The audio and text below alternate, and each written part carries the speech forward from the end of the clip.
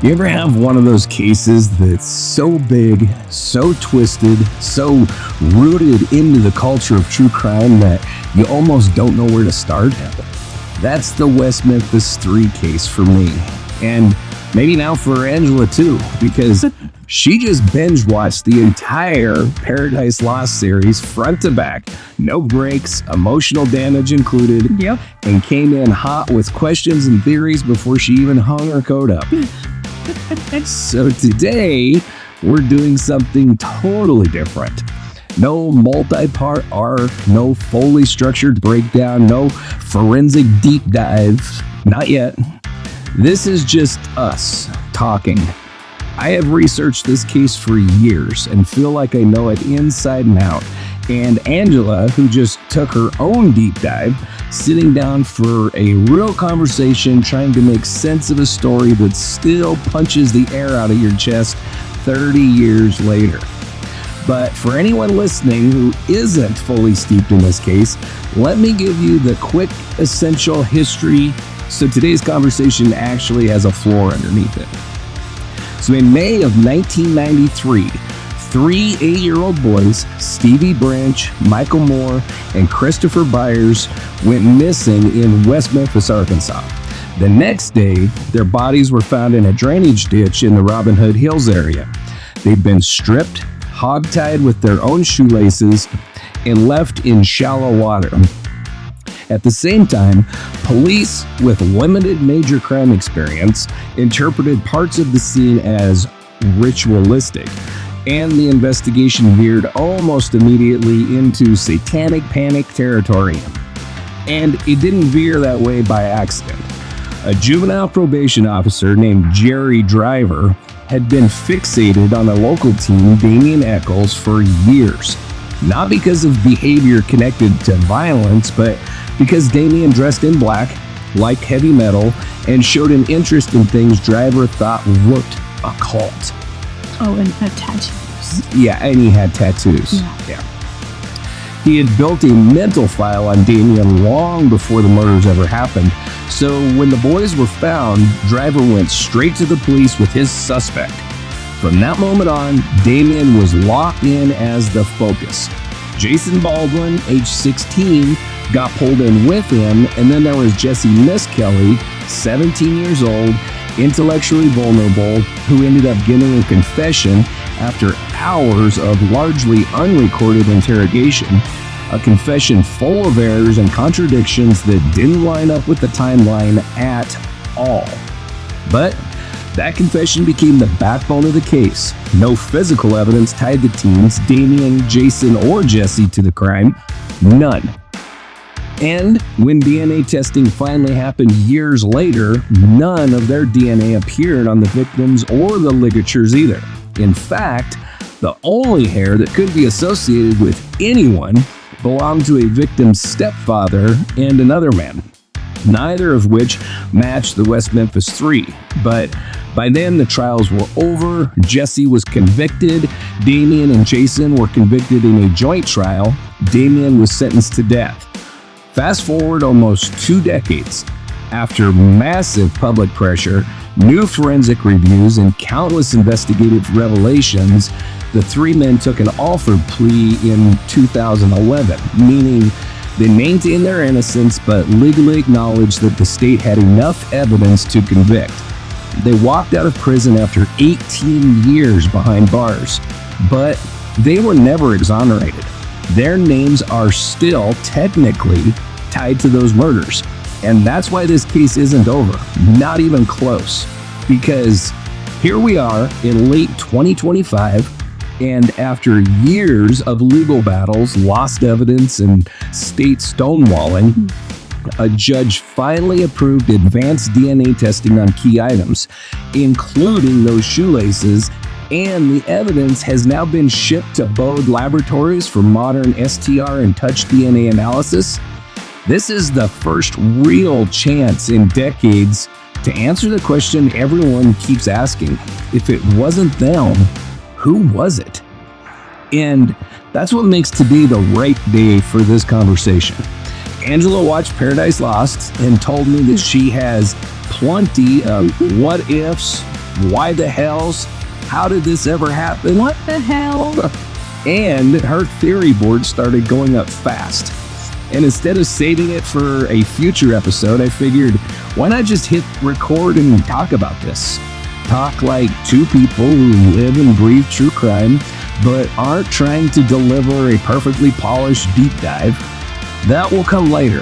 And when we do it, we're going to do it right. But today, it's just us. Our thoughts, our frustrations, our theories, and our impressions. Raw, unpolished, and probably a little chaotic, just like the whole freaking case has always been. So, all right, Angela, what did you walk away with after watching the Paradise Lost trilogy?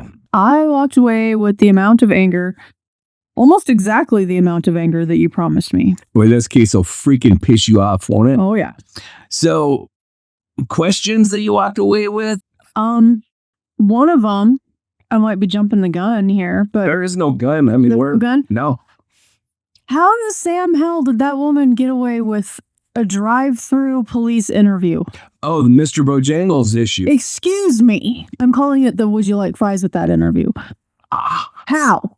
I've never even heard of some shit like that before. Okay. Have you? No, but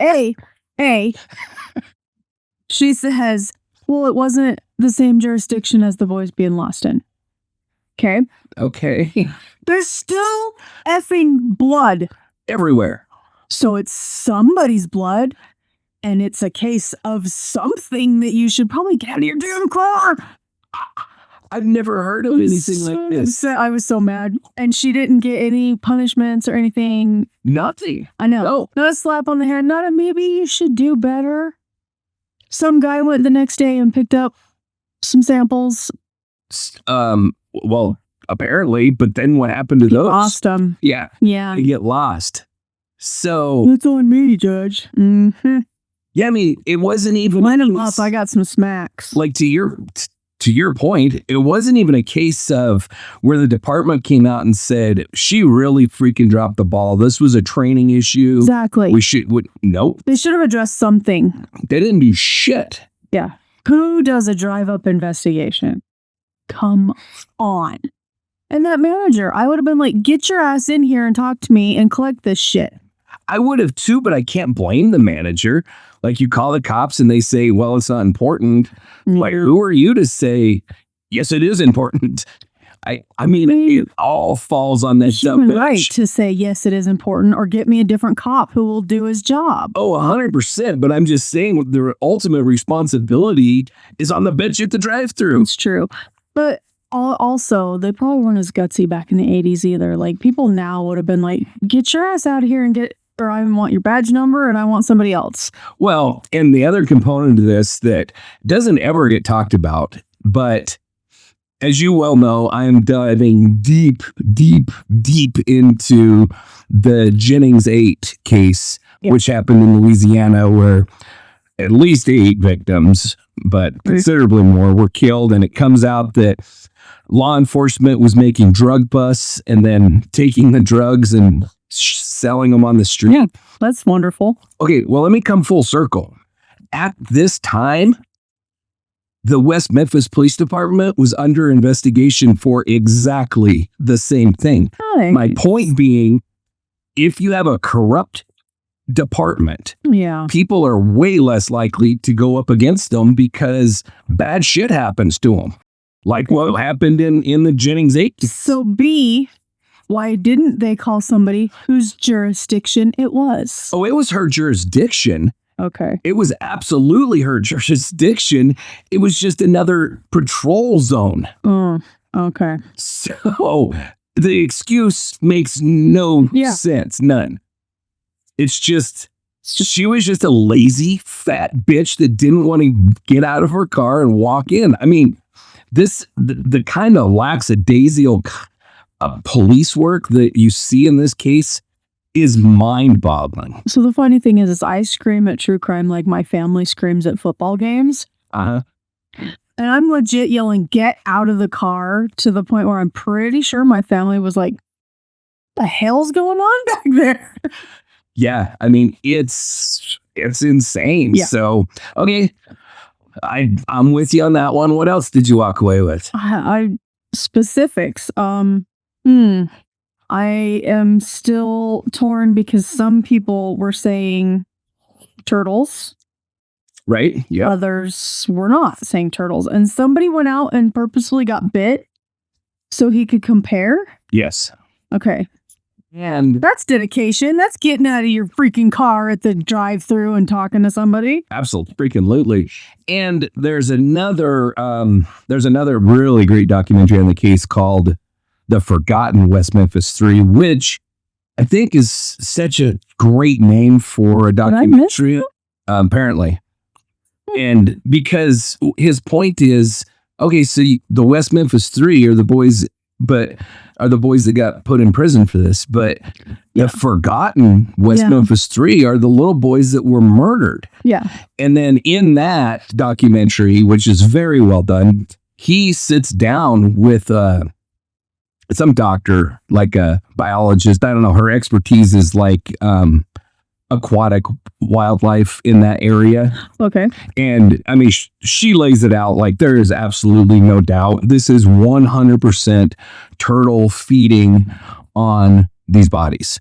Okay. So it really wasn't, because I didn't ever land on, did they decide? Yeah. I mean, I don't think officially it's ever been decided, but it's been decided. Okay. And during that same documentary, he took a couple of chickens and tied ropes to them and threw them in at the place where the pipe goes across the diversion ditch. And where the bikes were found? Where the bikes were found. And the freaking turtles just annihilate these things. There's nothing left but chicken bones in like a few minutes. You could see the turtles just come in from all over the place. Of course, they're going to do that with human bodies as well. And so I feel very confident in saying it's almost 100% certain that no boys were ever castrated.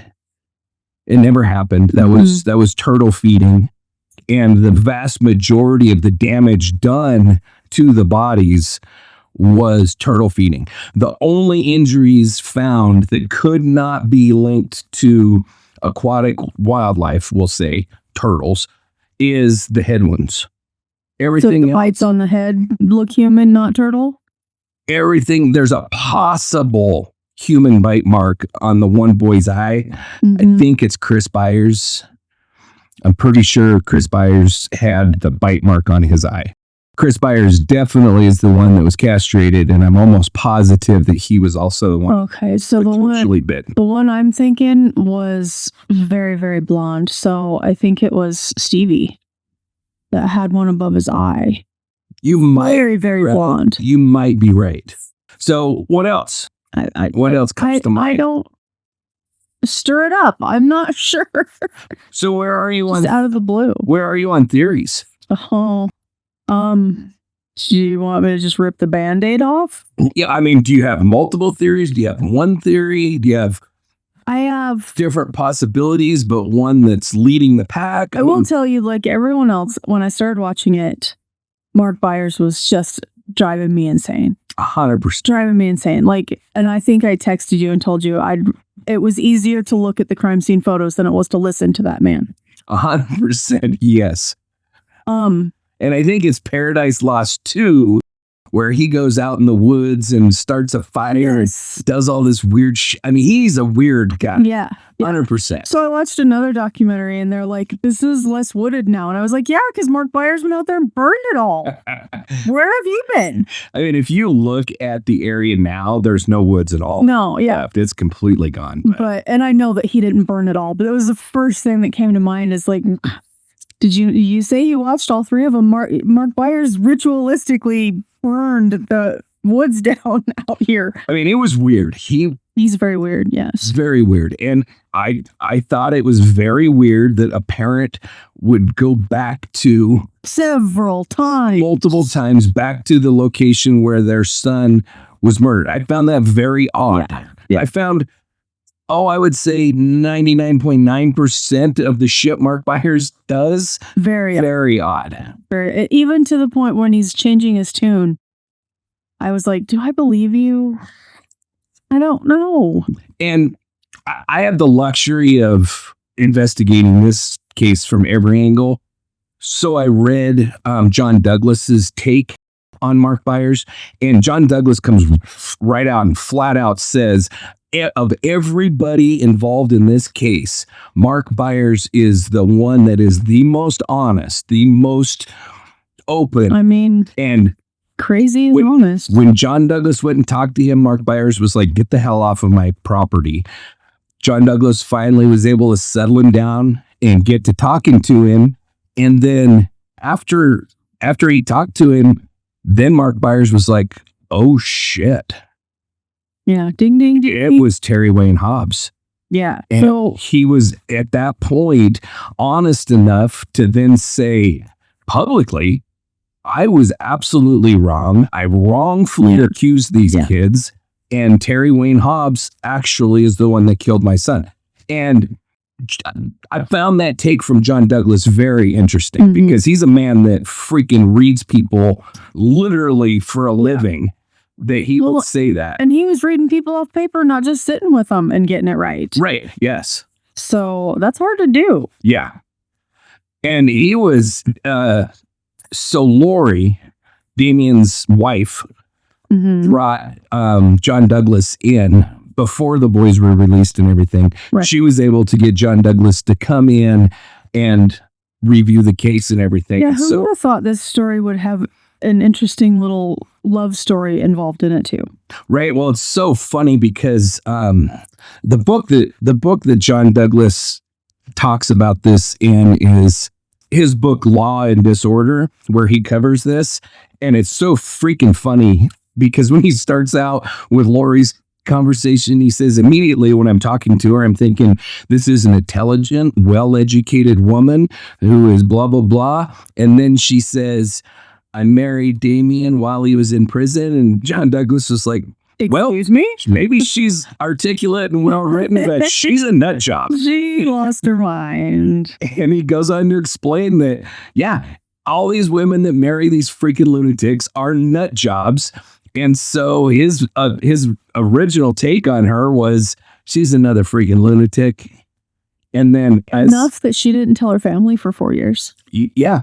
So when they ask her to say something. But then he actually accepted the case, went down, met with her, did all this stuff. And when he left with a completely different view of Lori. She's not a nutcase. She fell in love with an innocent man. And, you know, because like he said, the vast majority of these women want a relationship where they don't actually have to have a relationship. Their significant other is going to be locked away for the rest of their lives. They know that. What better way to trust them? Right. But with Lori, it was something totally different. It was actual, authentic. She fell in love with this kid. Yeah. You know? Well, and they talked for how long? Like over a year and everything before? Oh, yeah. I don't remember exactly, but I mean, it was a significant amount of time. It wasn't just, first meeting, let's get married next. Oh, hell no. I mean, it was, I think that they corresponded for like over a year before she ever moved from New York down there. Yeah.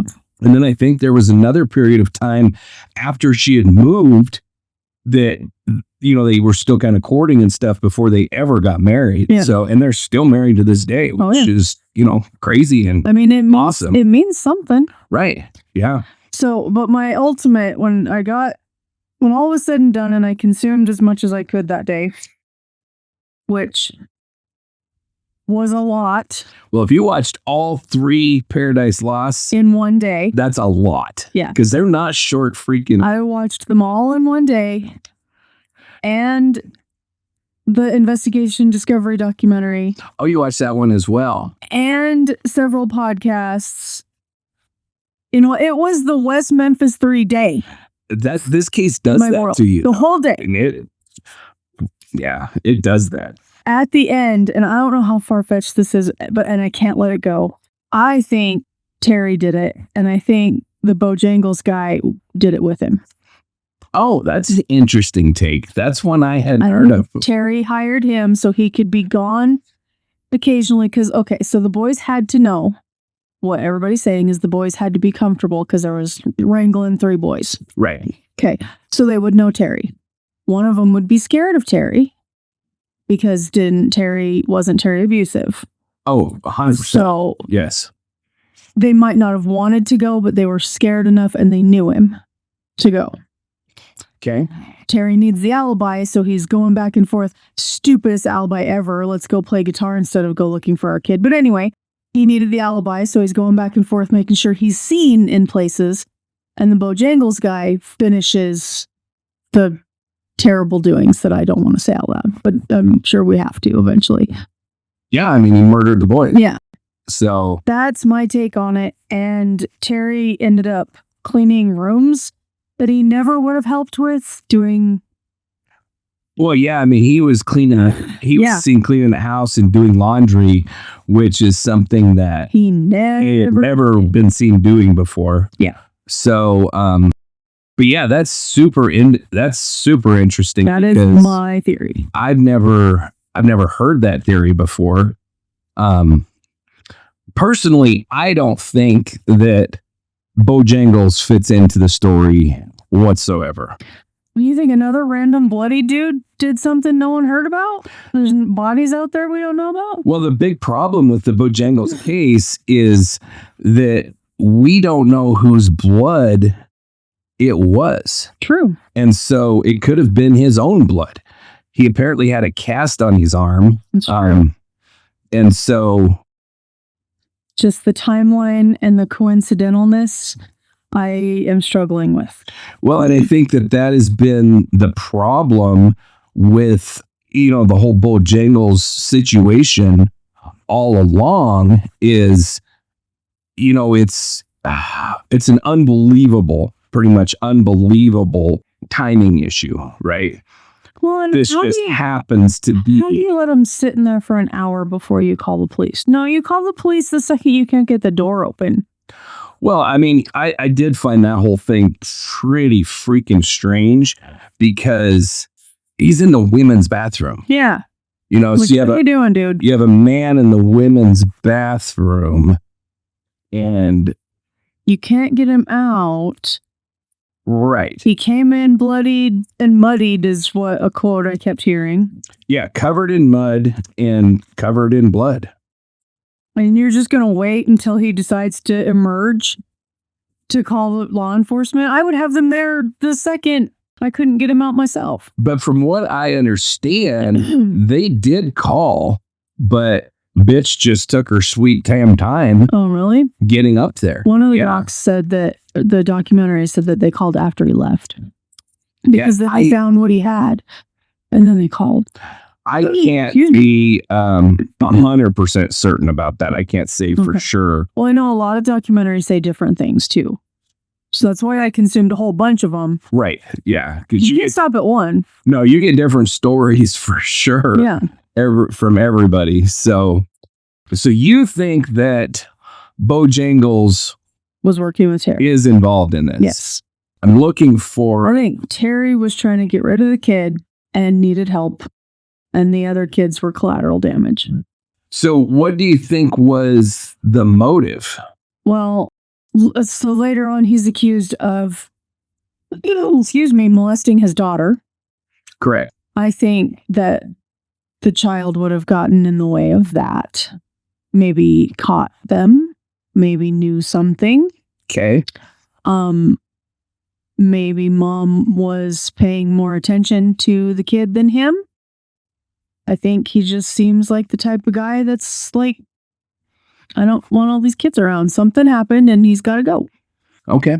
I can't find it, but there's actually a deposition. I don't know if it's a deposition, but so. An interview with the daughter talking about. No. Oh, okay. Because I can see that.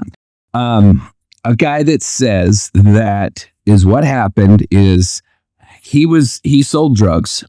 Terry? No, this guy. Okay. I can't think of his name, but he sold drugs. And so these four guys show up, Terry Wayne Hobbs, David Jacoby, and then these two other younger guys. They showed up at his house. The two younger ones came over to him to buy the marijuana, which he thought was strange because Terry bought marijuana from him on a regular basis. And then he saw David Jacoby and Terry Wayne Hobbs making out in the truck. Oh, really? While he was talking to him. Nobody touched on that in any of the things I watched. And then what one of the kids that bought the pot from him later confessed to him was that after they bought the pot, they all four got back into the truck. They went driving around. For whatever reason, they took the service road by the Blue Beacon Blue Beacon truck wash, pulled down by Robin Hood Woods. They got out. Terry and David talked these two younger boys into wrestling, which then ended in sexual contact between all four of them. Mm-hmm. While they were involved in whatever this sexual contact was, three little boys come up and they're watching them. Terry Wayne Hobbs recognizes these three little boys. Yeah. And he knows that this is going to end his marriage, destroy his life. And so he says, get them. All of them run and capture the boys. David Jacoby kills one. Terry Wayne Hobbs kills, I think, the other two. And again, I can't find this, but I have it. I never heard this one. All the stuff I watched, I never heard. Yeah, it's out there. I mean, it is an official legal Now I'm upset and I have to go look more. And so, but I have a hard time with that. I don't think David Jacoby was involved. I think Terry Wayne Hobbs did it all by his lonesome. And I think the Bojangles character was just a coincidence. I think you have to watch me take a line and a half of this apart. That's your crocheting because you were busy talking and no, this wasn't even sitting here. I just found the problem with doing stuff like this is sometimes you have to get completely to the other row, or depending on the pattern, just quick crochet interjection here. 2 rows later before you realize I messed up. That sucks. Yeah, I messed up. I have to take some of it apart while we're chatting here. I'd fuel the fire. So another thing that came up in the Forgotten West Memphis Three documentary was that this young black kid was older than the three boys, but he was pretty young at the time. He was like 3 or 4 years older. I think he said that he was like middle school age and they were second graders. And if his story is true and accurate, he would have been the last person to see the three boys. And he said the three boys had sleeping bags and were headed into the woods and said they were going camping. One of them said they were running away. Christopher Byers said went to a boy's house without the other two around 3:30 and said, I'm running away. My dad just spanked me again. And Mark Byers does admit that he did spank him for riding a skateboard in the street earlier that afternoon, shortly after school.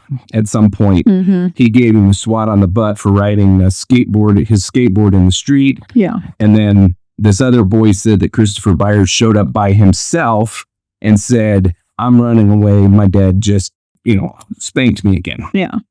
And then this other boy claims that he saw them just before the entrance to Robin Hood Hills with sleeping bags, saying that they were headed into the woods. Okay. Camping. Now, I've never heard that before. That's the only place that I've ever heard that. And I don't know anything about any sleeping bags.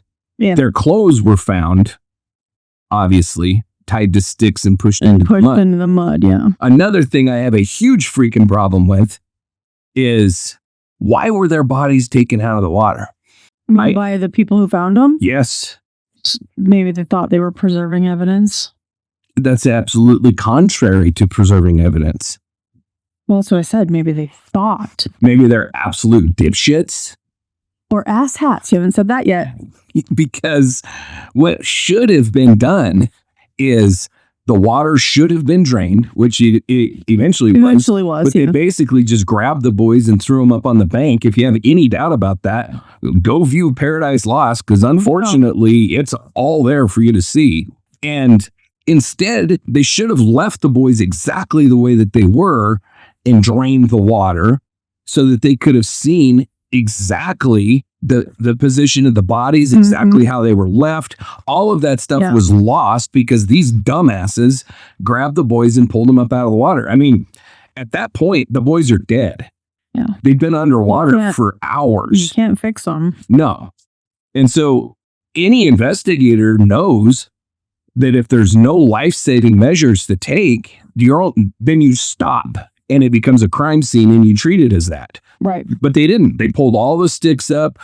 And one thing that gets missed in the Paradise Lost and every other documentary, I don't think I've ever seen this on a documentary, but the sticks used in court, the ones that they brought in and analyzed, and an investigator went back out to Robin Hood Woods like 2 months after the fact, right, and grabbed these sticks to bring in for court. So A, they might not be the same ones. B, they're degraded.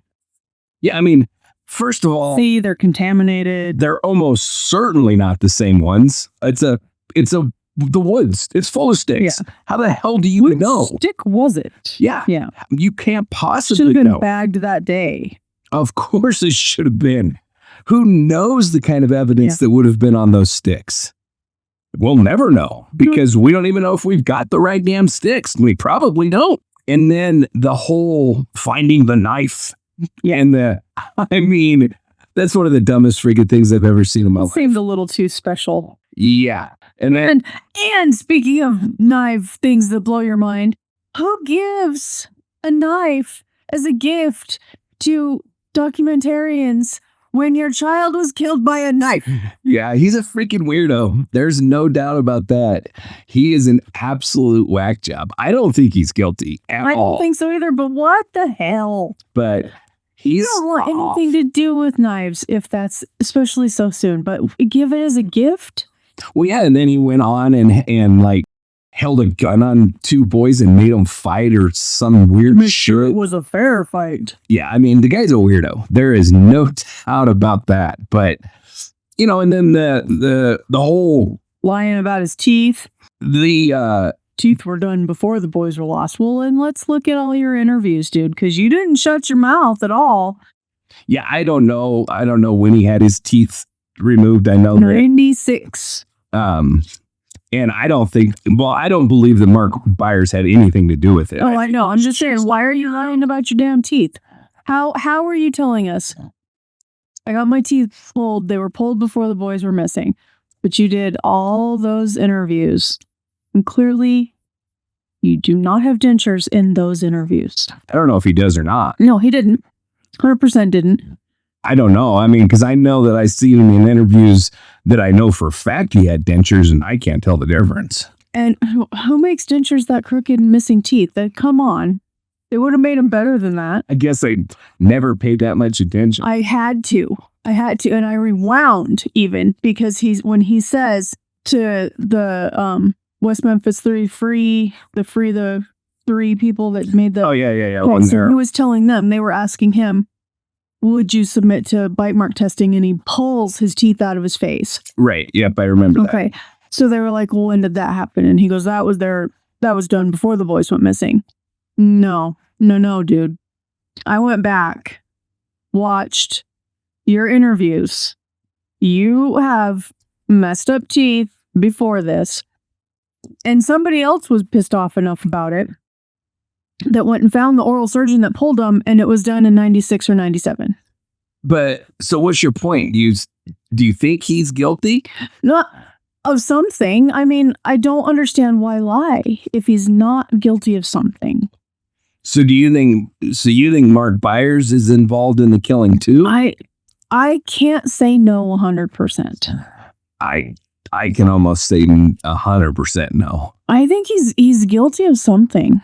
Well, I mean, it very well might be, because but do you know how unbelievably rare it would be to have 2 random stepdads involved in killing their sons in that way? But this whole case screams, what? Yeah. Why not add that to the mix? I just want to know why you're lying about your teeth, dude.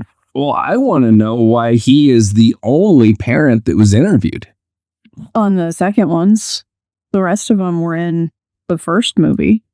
No, not a single parent was ever officially interviewed other than Mark Byers. Legally interviewed. Yes. Gotcha. As they're a suspect in the case. Gotcha. When everybody knows. I don't think you have to be any sort of John Douglas to know that when a child is murdered, the most likely suspects are always the people closest to him. It's not just a child. Especially when mom says, "Oh, I'm on TV." Yeah, well, I mean, when anybody's murdered, your first instinct is it's likely somebody close to him. Your investigators always work from inside out. Yeah. But Terry Wayne Hobbs was never interviewed until much, much later. And I think that interview's on one of the Paradise Lost documentaries. Yeah. And it's a freaking joke. He's in there for like the last one, 30, 45 minutes or something. They ask him a few questions and they're like, well, thanks a lot for coming in. Oh. I mean, he was not interviewed as though he was a suspect in any way. And he's him and Mark Byers are the only parents that were ever interviewed. Yeah. And do I think that any of the rest of the parents are involved? No. But I find it very weird that the investigation didn't unfold the way homicide investigations always should unfold. And the neighbors of the other boys weren't interviewed either. Oh, the neighborhood was not canvassed because at all. That one neighbor was waiting. She was like, I saw him yelling at them to get home. Yeah. They didn't come talk to me. Well, nobody in, I think it's the Mayfair apartments that were right there. Yeah. None of those people, they did not canvass the neighborhood. It's usually, did you hear something weird? Have you? Well, I mean, every investigation begins with a canvass of everybody that you can possibly talk to. And everyone in those Mayfair apartments should have been interviewed because they look right down at the pipe where they freaking cross the diversion canal. I will say, just seeing the crime scene pictures, I had only seen those, so I was expecting way out in no man's land. Right. And then I watched the documentary where the documentarian was showing us the places. He took us to what Bojangles is now, what used to be Bojangles, which is also boarded up. It's just not tore down. Right. Showed us the truck wash, showed us the area, and showed us the school where the little memorial is, and then went and put little toy cars on all their graves. And I was like, this is a lot closer to civilization than those pictures show. Shit. They look like it could be out. It's a little hour drive. Yeah, it's a little sliver of woods in between a major housing development on the edge of which is the Mayfair apartments. And then behind that is basically middle income housing development, just a suburban neighborhood where their school is right in that little neighborhood and everything. Let's see, I think it's, I know that the Byers and two of the boys live like right across the street from the school. I think it was Byers and Moore. I think you're right too. And then Stevie lived quite a ways down south in the neighborhood. But anyway, and then on the other side, to your point, is Interstate 10 running right on the other side of that. And then on the one side is the Blue Beacon Car Wash. And then there was a big truck stop right there. And on the other side was a wheat field. So it's just a little tiny patch of woods. I think it was a half an acre of woods. Yeah, that slapped me in the face hard because I went in just having seen the pictures. And I was like, you mean to tell me that this was right in the middle of all the things? They didn't drive for like an hour to get to this wooded area? No. All right. But I do find it very interesting that, and I did the math. I mapped it all out and everything. And it is roughly 6 miles from the trailer park where Damien and Jason lived. Okay. It's roughly 6 miles from there down to Robin Hood Hills. So when I first started researching this case or first heard about this case, when I first heard about this case, it was back in the late 90s. Back in the day, yeah. Because I watched Paradise Lost on VHS years and years and years ago. And so when I first heard about this, and you form this mental image in your head of how everything looks and everything. And I was thinking that Jason and Damien lived right there too, right near the woods. It would have been like, these kids from this neighborhood come to the woods, these kids from this neighborhood come to the woods, and they happen to meet there and whatever. Not so much. In reality, it's like 6 miles from the trailer park, because they didn't even live it wasn't even technically West Memphis where Damien and Jason lived. I think the town is like Menard or something like that. Yeah, that sounds right. And it's north of all of this. And Damien didn't drive. He didn't have a driver's license. And so he walked everywhere in his scary ass trench coat. Right. And so we're supposed to believe that an 18-year-old kid walked 6 freaking miles to this tiny little patch of woods. Bro. Yeah. It just is ludicrous. It's such a dumbass theory. And then, as far as dumbass theories go, this case is full of dumbass theories. Yeah, it's not lacking at all. And that freaking judge should be tried and prosecuted for the way that he handled this case. And why did it kept being him? That's just how it works. That's how the justice system works over and over and over again. Don't get me Because it always goes back to the original trial judge. Always goes back to the original trial judge. But that's part of appeal, is to try it differently, to show better. Oh, I know. Meh. Okay. Now I'm just making noises. I understand the logic of it, because the original trial judge is going to know the case better than anybody else.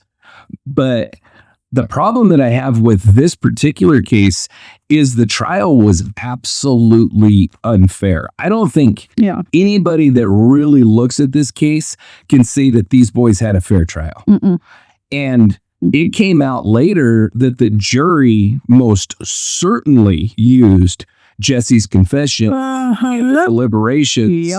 And, for the listeners that aren't familiar with the case, Jesse recanted his testimony or his confession and refused to testify against Damien and Jason. Therefore, the confession was not allowed to be used in their trial. Because, and I quote, "I refuse to tell the lie the second time." Right.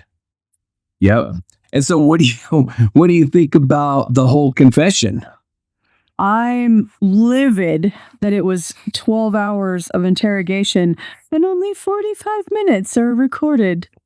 Yeah. And even in what is recorded, we can see Jesse originally says that he got to the woods about 9 o'clock. And then noon. Both times, children are in school. And then the cop is like, "So you got there and the boys were out of school." Oh, yeah, they were skipping. He's like, me? "The boys were skipping?" And then the cop is like, 8-year-old boys are skipping? And then the cop is like, "So you got there around 5. Jesse just got done saying that I was there. And then the cop is like, "Oh, so you got there about 5, you're saying?" And Jesse's like, yeah, it was like 5. And then the cop's like, "Or was it, you had said it was like 7 or 8, like the sun was going down." And Jesse's like, confuse you as much as we can. Oh yeah, it was 7 or 8. So, almost a 12-hour swing from 9 in the morning to 7 or 8 in the evening. And who doesn't check Jason's story of that he was wrestling? Who doesn't check that? Jesse's. It was Jesse's? I thought it was Jason that was wrestling. No, it was Jesse that was wrestling, and all of those kids testified, and they said it couldn't have been him because he was with us. Multiple kids, I think like 8 or 9 kids testified. Yeah. And the jurors just totally ignored it. Whatever, yeah. These kids are paying them off in pixie sticks or something. But these kids were railroaded by this judge. Definitely by the prosecutor. Railroaded by everybody, yeah. But the judge is the one that's supposed to be the guardrail against that shit.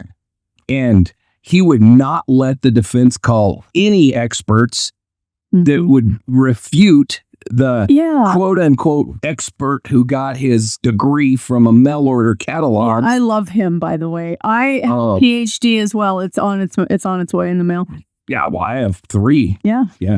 Gotta beat me, don't you, John? You just gotta one up me. Interestingly, that college, quote unquote, that he got his degree from was shut down by the state of California. Really? Oh, yeah. In like the year 2000, I think. Imagine that. Because it was a phony it was just a diploma factory is all it was. You paid them money and they printed out your little certificate and sent it off. The same place that lady got her cop's license from. Right? But this dumbass, I mean, it definitely has the trappings of occultism. Yes. Because they wore black. They painted their hair black. Okay. Painted their hair black. He's 17 years later in jail. His hair's still black. They're not painting it for him. And then you say, oh, yeah, well, they take the blood home and drink it and bathe in it. And so somehow they bled these boys of all their blood. Yeah. And there's very cleanly, not a drop of blood anywhere at the scene. They were the first Dexters. They were the first something, because I'm telling you what, that is not possible in the middle of the woods at night. But one thing that John Douglas pointed out, which I thought was brilliant. Of course, I think John Douglas is brilliant. So I really put a lot of faith in. I feel like you would fanboy out hard if you could meet John Douglas. Oh, yeah, big time. I mean, the dude is like, come on, John, reach out to us. He's the only one left alive. Yeah. Except the doctor, Dr. Ann. I can't think of her. A real doctor? Yeah, she's sorry. So it was facetious now. It was Robert Ress. Have you ever watched Mindhunter? Mm-hmm. The series? Mm-hmm. So John Douglas is, I mean, they do a terrible job of portraying the people. It's totally fictional, but he's the Holden Ford is John Douglas. Okay. And then what's the other guy's name? Tinton or something like that? It's not one that I watched a lot, so I can't. That's supposed to be Robert Ressler. And then Dr. Ann Burgess is portrayed as the lesbian woman, which none of that's true either, not in real life. So the characters are completely made up, but that's who they're supposed to represent. Okay. And so John Douglas is Holden Ford, and he's the all gung-ho one. He wasn't. I mean, he was definitely, the 3 real people did really start behavioral analysis. They are the founders of it. John Douglas and Robert Ressler really did travel around and they did the road school thing. That's all true. Okay. And then they did travel around and talk to different serial killers and tried to build a behavioral profile. And they fought against the bureaucracy of the FBI. And John Douglas will say flat out, we pretty much had to wait for J. Edgar Hoover to die before we can make any headway in any of this shit, But he wasn't this loose cannon that was having random sex and acting like an asshole. I mean, he was married. He had children during the whole time. I mean, it's all a bunch of crap. But my point is that they are the foundation of behavioral analysis. Robert Ressler and John Douglas are the ones that did all this. And so he's been doing this shit forever. Robert Ressler passed away. Insert Sandlot quote here. Yeah, exactly. So Robert Ressler passed away. So, he's not available. Roy Hazelwood came out a little bit later. He passed away. He's not available. So the only one left is John Douglas and Dr. Ann Burgess, who are foundational members to all of this, who've been at this for this freaking long. And it's just so easy to try to meet them too, huh? Yeah, you can't even reach out to John Douglas. You reach out to his publicist. It used to be his attorney. Now it's his publicist. Dr. Ann Burgess, I believe, is still teaching. Oh, nice. At one of the universities. But my point is that they've been at this so long, and he's actually the guy that talked to Ed Kemper, Ted Bundy. I mean, the list just... Ed Gein, according to the show. I think he did talk to Ed Gein. I can't remember if he did or not, but I know he talked to Manson. I know he talked to Ed Kemper multiple times. I know he talked to like Richard Speck. I mean, the list just goes on and on and on. Supposedly, he talked to Gein, and that's why he talked to Speck. That might be the case. And that's how he was profiling Bundy. That's how he knew Bundy was going to go to Florida. I don't know how much truth that is. That's just what I don't think there's any truth to that. He's like, stop spouting lies on the podcast. I'm pretty positive. That's what I have heard. I'm pretty positive that I read in one of his books, and I can easily research it and answer the question, but I'm almost positive that because he did. He met with, who's the guy that wrote Red Dragon and Silence of the Lambs? Stephen King? No. Anyway, he came and met with John Douglas and picked his brain and everything. And you're correct. FBI profiler John Douglas interviewed Ed Gein, but described it as, quote, not much of an interview because Gein was too psychotic. Well, so what, like, Geck was infatuated with Gein. And he was writing to Gein, so Gein reached out and said, Robin Geck? No. Was it? Richard Speck? Richard Speck, thank you. You got me. See? I told you. Some things get filed in there. Sometimes they're not right. Oh, you're fine. But we work together and we can come to the conclusion. Anyway, he supposedly idolized Gein. Oh, okay. And so he wrote to him saying, this is what I've done. This is what I've done. But this is what so-and-so is going to do. And Gein supposedly had an epiphany of good person vibes, I don't know, and wanted to do something right and told them that Bundy was going to do this in Florida. I don't think there's any truth to that. Like I just read, John Douglas said it wasn't much of an interview because Ed Gein was psychotic. Yeah. Ed Kemper. It made him take his meds. You're not thinking of Ed Kemper, are you? Mm-mm. Because I do think that Ed Kemper, well, I know for a fact that Ed Kemper was very instrumental in helping find other serial killers. And then so was Ted Bundy after he was finally caught and imprisoned. Yeah. And Robert Ressler is actually the one that interviewed Ted Bundy. My brain is bringing that back because they both, Richard and Ed Gein both had a thing for wearing the skin, becoming a woman. Am I totally missing the mark here? I love the face you're giving me. I don't remember that about Richard Speck, but maybe. But where I started all of this at was in explaining John Douglas. We totally got off the subject. Is because Douglas says that he's almost 100% certain that the killer was somebody alone, that they were from the neighborhood. And he says that because why throw the bikes in the river if you're a stranger? Mm-hmm. So like he said, somebody came up, they crossed that same pipe, went into the woods, killed the boys, came back and knew that those bikes would be evidence, threw those bikes in and then went back home, which points to obviously somebody from that neighborhood area. What I think happened, and I think that John Douglas is the one that said this. I'm not coming up with this, so it's not my thing. But what I think happened is the boys were up playing in the woods. Terry Hobbs came up there, or somebody came up there and started to get after him. Chris Byers was known as being kind of a little smart mouth and definitely would have been like, you're not my dad. You can't tell me what to do. Mm-hmm. Pissed off whoever it was.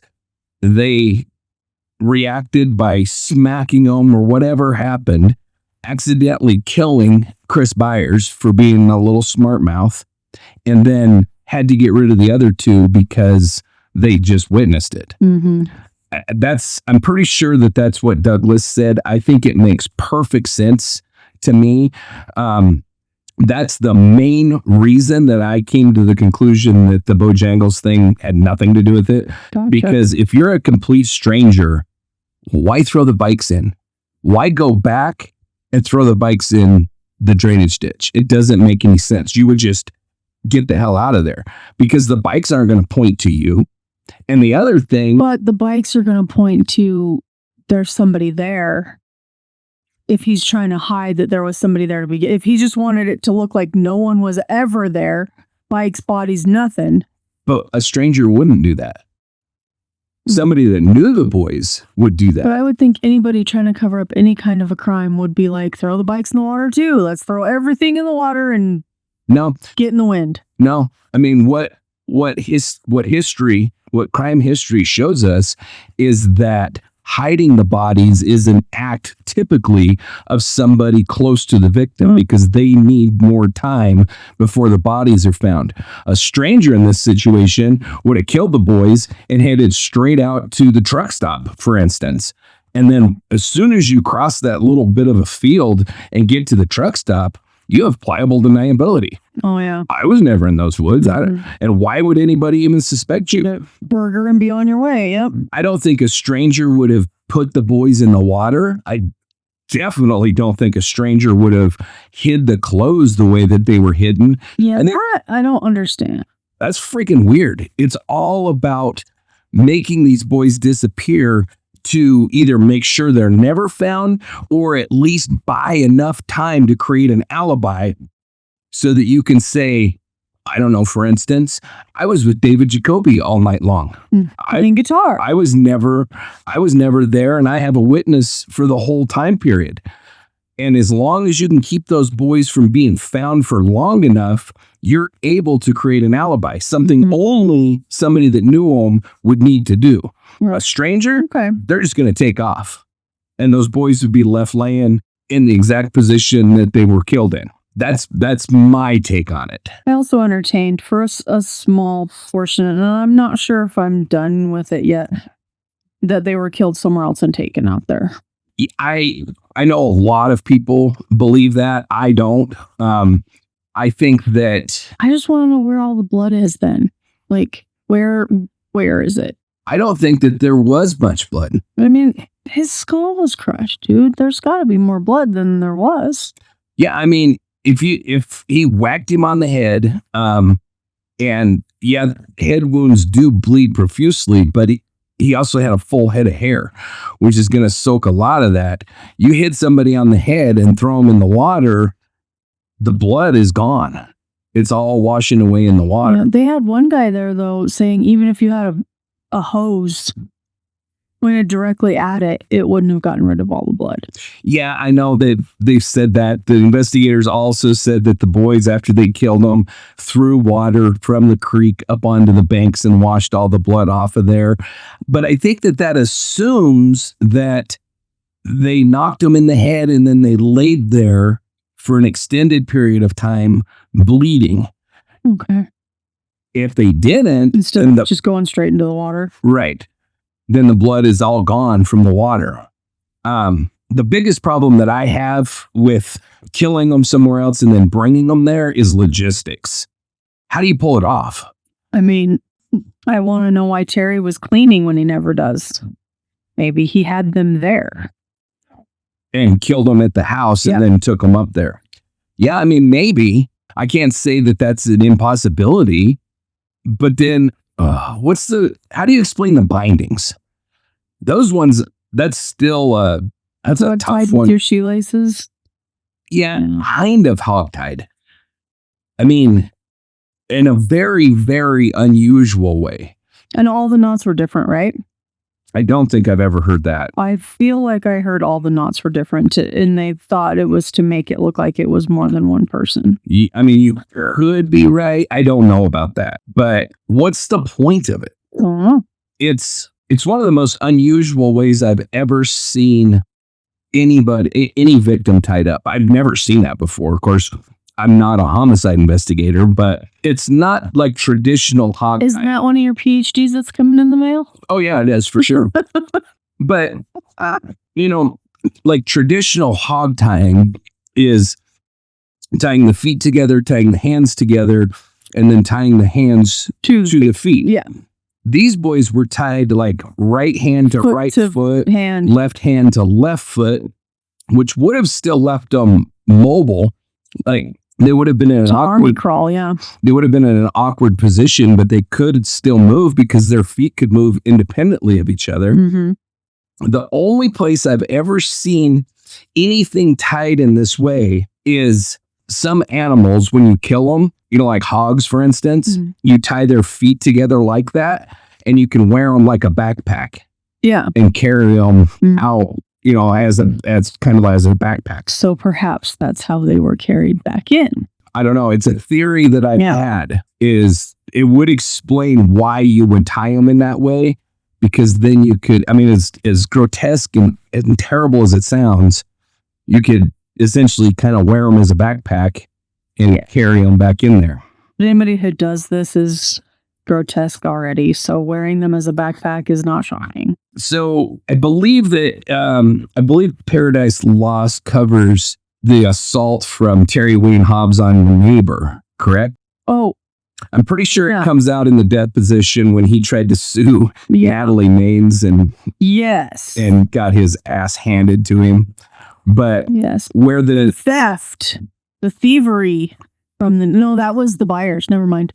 No, Terry Wayne Hobbs, a neighbor, heard him beating the shit out of his wife, I believe, and she come over and said something to the effect of like, if you ever touch them again, I'm calling the cops, or something to that effect. And then later, she was like, I think getting out of the shower, and Terry Wayne Hobbs just like grabbed her. He came in her house. Oh yeah. Grabbed her, grabbed her breasts and stuff. And then she was like, get the hell out of here. And ended up leaving. But that is a sexual assault. Like, the man, without any doubt, is a violent criminal. I don't think that, he shot his brother-in-law. There's in no world can you say that this is not a violent man. Yeah. So he definitely fits a profile of somebody that could do something like this. I think the boys were 100% killed by somebody they knew for the reasons that I've already said. I think that it's, again, for reasons I already stated, I think it's unbelievably likely they were killed by somebody very close to them, somebody in a position of authority that could... Because it's not that difficult to control 3 8-year-olds if you are in a position of authority. Yeah. Teachers do it with like 30 of them every freaking day. Parents of multiple kids. my kids used to have like friends sleep over and stuff like that. And I'd have, 5 or 6 8-year-olds running around, and I could control all 5 or 6 of them because I'm in a position of authority. Yeah. I think it'd be very easy for one of their parents to control them to the point that they're able to, I don't know, I could see them making them take their clothes off and tying themselves up. And I think you're especially right. If it was under the guise of like, to get them there, maybe something fun. We're going to go. Yeah. Or they just walk in there. Yeah. What I think is the most likely is I think that somebody went into those woods and the boys weren't supposed to be there. And that was... Then the whole neighborhood, all the parents didn't want their kids playing there because it was used by transients and drug dealers and stuff, because that truck stop and the interstate was right there. So it's a great place for transients to camp and all of that. So parents didn't like their kids being there. I think that one of the parents most likely went in there looking for the boys, and they found them in there, and they were pissed off because they were somewhere where they weren't supposed to be, and things went bad, and that's how things ended up. But what I was going to say is you are right when you said that the knots were different, because one of the theories is that whoever it was made like one boy tie up the neck, one boy tie up the other boy. And Moore was a boy. Well, they were all Boy Scouts, weren't they? All of them were Boy Scouts. But Moore was more into it. Like, yeah. I'm pretty sure that Michael Moore was the one that wore his uniform even when they on non-scouting days, and was wearing his uniform that day. Supposedly went and changed into it. Right, after school.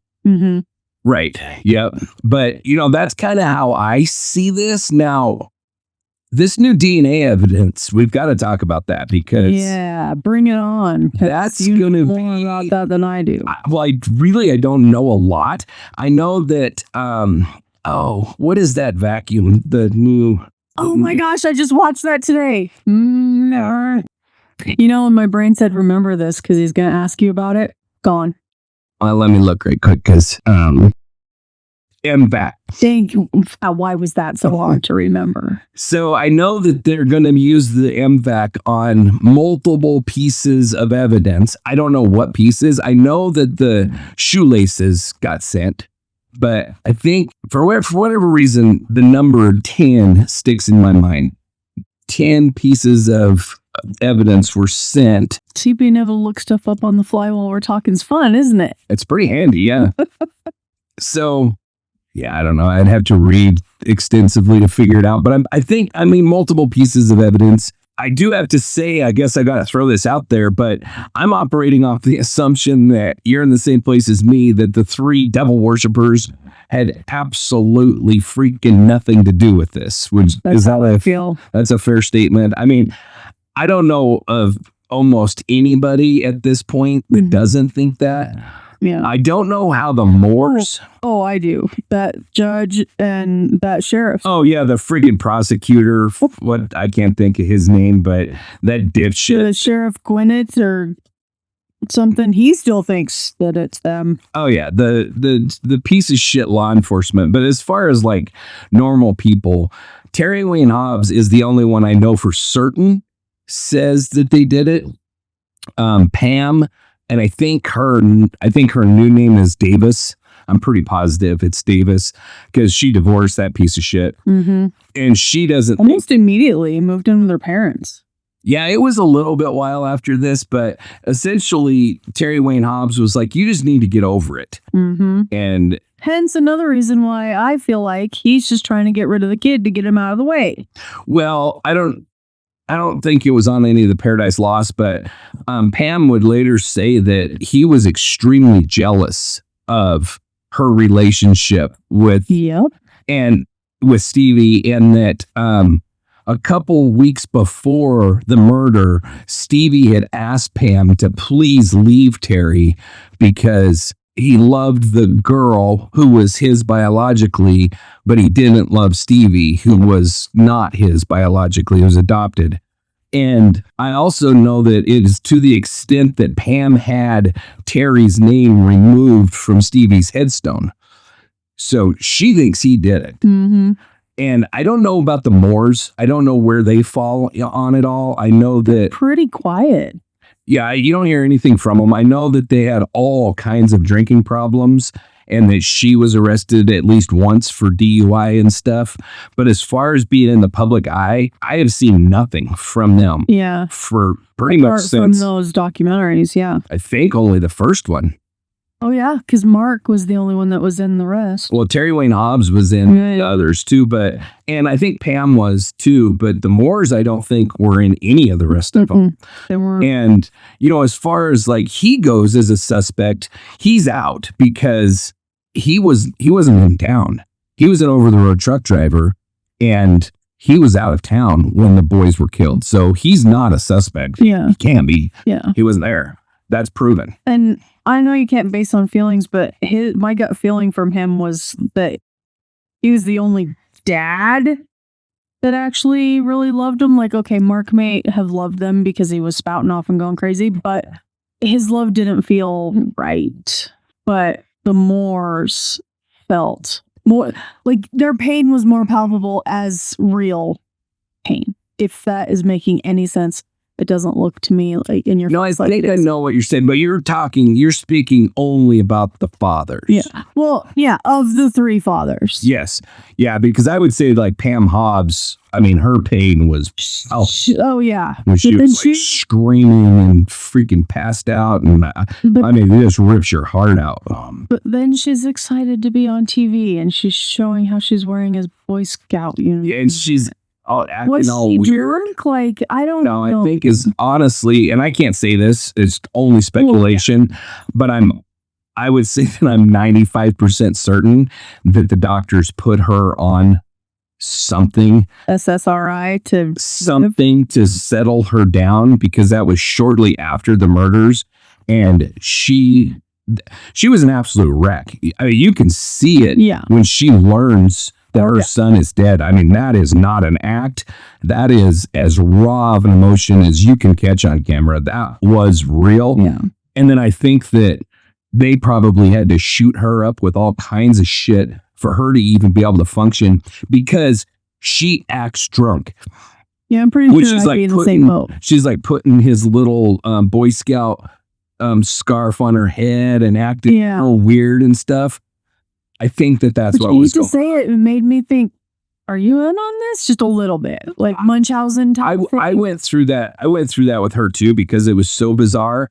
And then I was like, okay, that would make sense. If she's heavily medicated to deal with this, that would make a lot of sense. And then when you see her in later interviews, and she's very intimately involved in the forgotten West Memphis Three documentary. Okay. And it was done not that long ago. I think it was done in like 2015 or something like that. So I watched something that was done in 2020. So she was, way older and everything. Mm-hmm. And, she's like, I just want answers. Don't I deserve that? Yeah. And you can see that she's still in a tremendous amount of pain all these years later. So I think that was absolutely legitimate. The Moors, I think that was, but I got to say, for both Mark and his wife, and I can't think of her name off the top of my head. Melissa. She's a freaking weirdo too. I'm sorry, but the way she acted was very bizarre to me. It was bizarre. It was very bizarre. Passed away, and it's undetermined. I think she OD'd. You do? Yeah. Okay. I really do. I believe she OD'd. I think it was an accidental overdose. I think Mark Byers is a freaking weirdo, but I don't think he's a bad human being. Right. I really don't. In the Forgotten West Memphis Three, they actually interview his older son. Well, stepson. Mark's? Yeah. Stepson.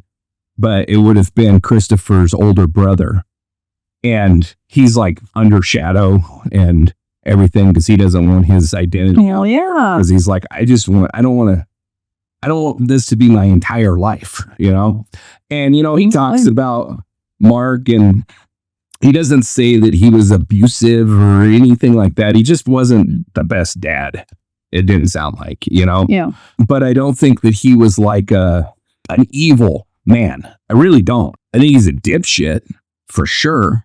I think that he gets himself into these issues with law enforcement, like when they stole the furniture from the neighbors, and he's been in prison. He's been a drug informant. Did he ever have that tumor removed?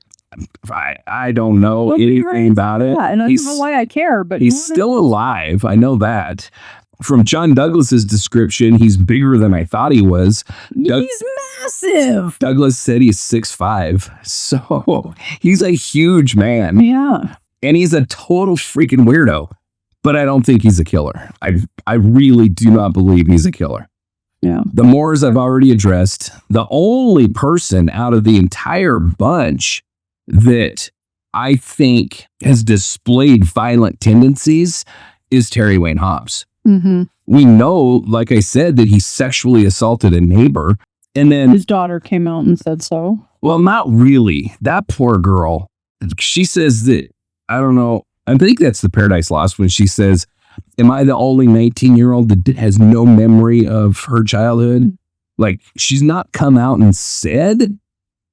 You can tell that she wonders, but it's like it's gone from her memory. The way that she acts and her significant struggles, obviously, with substance abuse, I think are key indicators. So isn't there an outcry witness, though, that she told somebody he used to mess with her? Pam's sister did say that. Pam's sister made that claim in court. That's in the court record. I think during that deposition is where that's at. For the Natalie Main's lawsuit, I think is where that came out, where Pam's sister said that he sexually molested the daughter. I think for me, it's very believable that, I mean, he sexually assaulted the neighbor. I think that's unequivocal. There was a police report on it. I think that it absolutely happened. Yeah. The neighbor also testified that it definitely did happen, and she was very believable. She was not like a whack job. You could tell. Right. She was very well spoken. She seemed like a very smart lady, and she just said it exactly what happened. And if you're going to make up a story about your neighbor sexually assaulting you, they're going to finish the job. They're going to rape you. Yeah. She just said that he showed up in her house, grabbed her breasts, and when she started yelling at him, he left. That's not a made up story. Why would you make up shit like that? So I think that it's very likely that did happen. You'd make it hold more weight than that. Of course. Why not? If you're making it up, why not make it up really good? So any other outlying questions or just like, what? I mean, the one thing that I have a hard time with in all of the documentaries, pretty much 100% of them, the only places that I ever see this talked about are in the book Devil's Knot, which you haven't read, right? No. It's a really, really freaking good book about this case. And in John Douglas, in his writings and stuff about this case. And that is this freaking piece of shit probation officer, Jerry Driver, who nobody talks about how much he harassed Damien before any of this happened. For years, he had been harassing Damien. He sent him to mental institutions, had him locked up, and then the parents actually moved in. And Damien had a terrible life too. He when they moved into the trailer park, he said for the first time in his life, he didn't feel poor moving into a trailer park. Yeah. Because he could have a shower anytime he wanted to. I mean, what does that tell you about the life that this kid had? Yeah. Like, he feels like he's moving into a mansion when he moves into a trailer park. Like, this kid had a terrible freaking childhood. And at one time, his parents were in Oregon. He didn't want to be in Oregon. So he came back to West Memphis and went to the high school to try to sign up for school. And the high school said, you can't sign up for school without a parent. So he left.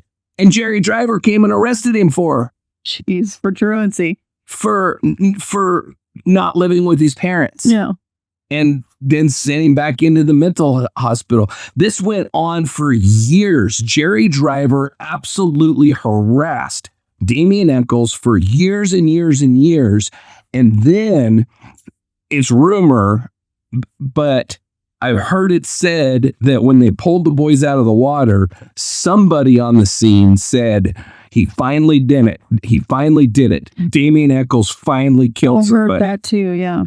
And that would have been Jerry Driver. I'm sure it would have been Jerry Driver because he was convinced that, and he said, I was searching for Lucifer everywhere. Jerry Driver said that.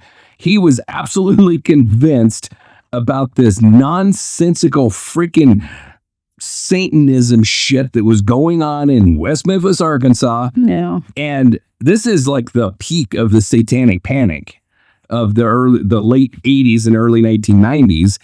And these boys were swept up in it. And I think it says, the other thing I wanted to talk about is it's unbelievable to me that the prosecuting attorney on the Alford plea, and I can't think of that freaking douchebag's name, but I don't like him either. Yeah. Because he actually said in a press conference that we had to basically get rid of this because those boys were going to get a new trial.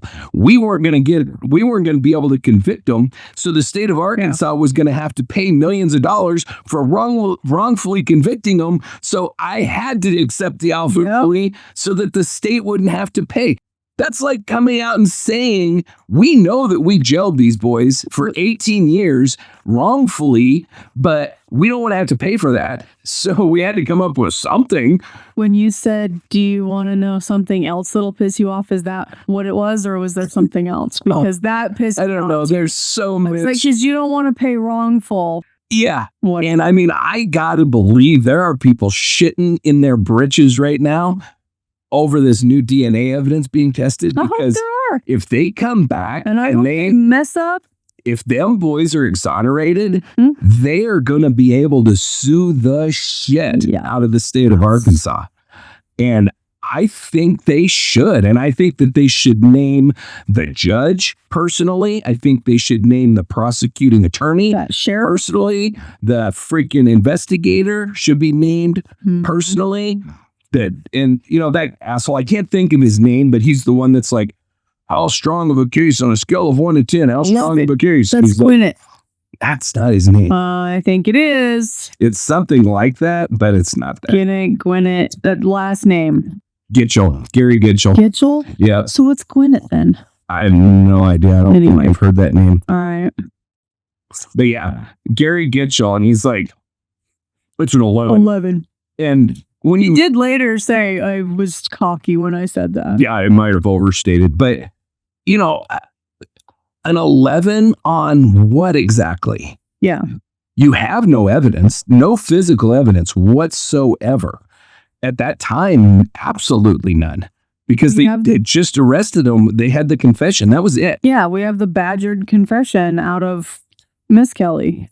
And then the judge allowing the freaking prosecutor to use a grapefruit to show how the knife would leave wounds. And they don't show it, and I don't think they show it in any of the documentaries, but the defense strenuously objected to that and said, grapefruits are not scientifically used to imitate. And the judge was like, I'm going to allow it. I'll allow it, whatever. And the insane idea that somebody is going to use the back edge of a knife and like scratch some. That's not. People don't do that shit. Not ever do they. Never. It's going to half-ass this murder, I mean, it is so insane to me. And then Jason's mom testified that she threw that knife in the lake over a year before the murders took place. And I mean, it's just, this case is so insane. It's probably one of the most egregious cases of prosecutorial misconduct I've ever heard of, at least in the modern world. I think that the prosecutor, the investigators, I think they knew these boys didn't do it. Mm-hmm. I think they actually knew that they were railroading innocent kids. I know that sometimes investigators get like tunnel vision and they really feel like this is the killer. And I don't think that was the case here. I think that they honestly railroaded these kids on purpose. And that's a travesty of justice. Because that guy wanted Damien Eccles so damn bad. And this bunch of freaking incompetent lunatics had to solve the murder of 3 8-year-old boys. And they were absolutely incompetent to do so. So they had to get somebody. Yeah.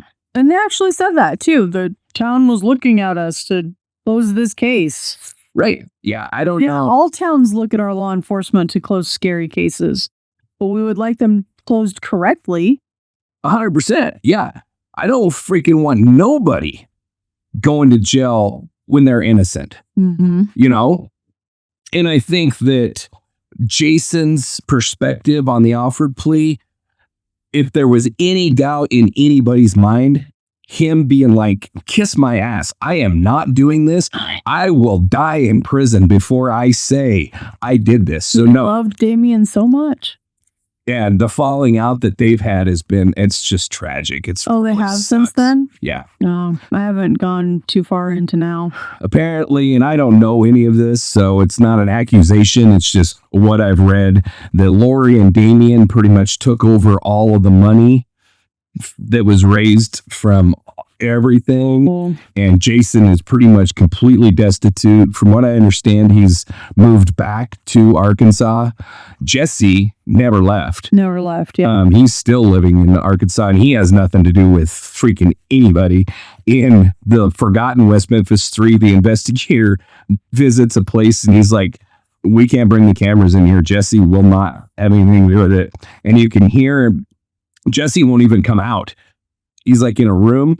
He's like in a room at the end of the hall with the door shut, and you can hear the investigator be like, hey, Jesse, it's so-and-so. And I wanted your permission to test this DNA. And Jesse's like, I don't care what you do. That's fine with me. Just get out of my house. He wants nothing to do with any of this. He just wants to live his life. Yeah. And he's doing so. He went right back to West Memphis. I think he lives with his dad or couch surfs or something. Did his dad leave that other wife that bitch? Yeah. Oh, but she was rich. Oh my. We were like, yeah, we don't like her. Because he was like, if he's innocent, she goes, no. Well, no, is what the argument was. And I could see where she was coming from, but she was like, if he did this, we won't give him a nickel. And then Jesse Sr. was like, oh, yes, we will. Fun. And she's like, oh, no, we're going to have a problem about this.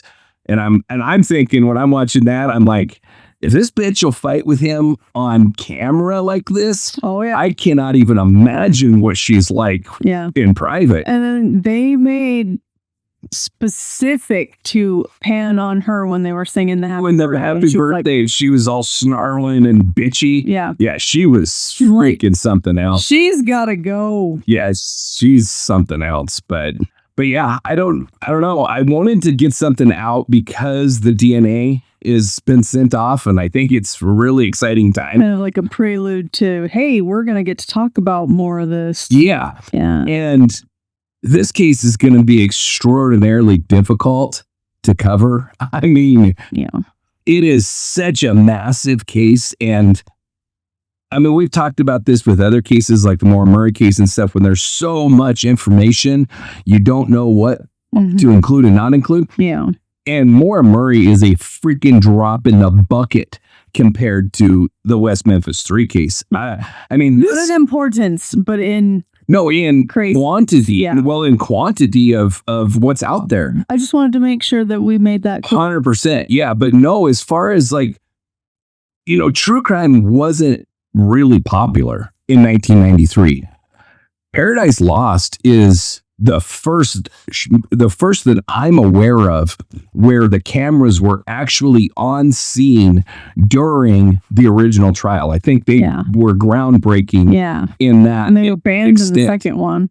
And I think that, so from 1993, you start having this evidence, but then you get like Harry Rollins, Johnny Depp, the Dixie Chicks, freaking Eddie Vedder, Metallica, all of these people and all of this money flowing in. And then the couple from New Zealand, I can't think of their name, but they became very, very much involved. And I think they're the ones that did the second and third Paradise Lost. But he was like the director of Lord of the Rings. Oh, yeah. Okay. And so, I mean, you're talking like big, huge Hollywood hitters, I mean, and Johnny Depp was intimately involved in West of Memphis, another movie. Did you watch it, West of Memphis? No. Yeah, so it's a movie that he was very involved in producing. See, and that's what I was thinking, that he was involved in something, but when I got done with the Paradise Lost, other people were like, Johnny got involved because he watched Paradise Lost, and I was like, okay, so which one did he help fund? Because I knew that he helped. It was West of Memphis. Okay. Yeah. And it was years after Paradise Lost. Okay. Yeah.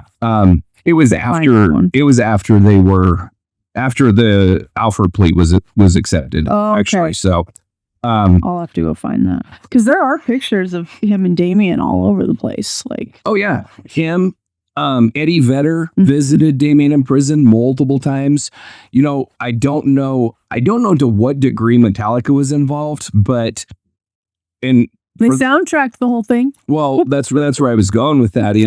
For those of you that are not huge Metallica fans like me, you might not realize this, but Metallica does not let their music be used for anything. Nothing. They never have.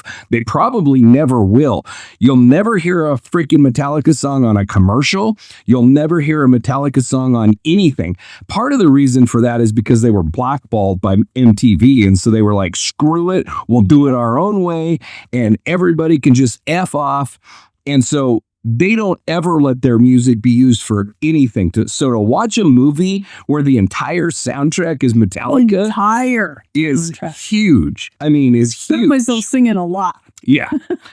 And I don't know. I know that they donated money to the cause and stuff. They obviously. Somebody have a concert? Sorry, I keep interrupting. Harry Rollins orchestrated a huge concert with all kinds of different bands and stuff like that performing. Yeah. And if you don't know, he's the lead singer of Black Flag, and he's also an actor. He's been in several different movies, but Hollywood just really jumped in with these kids, and they're the reason. Hands down.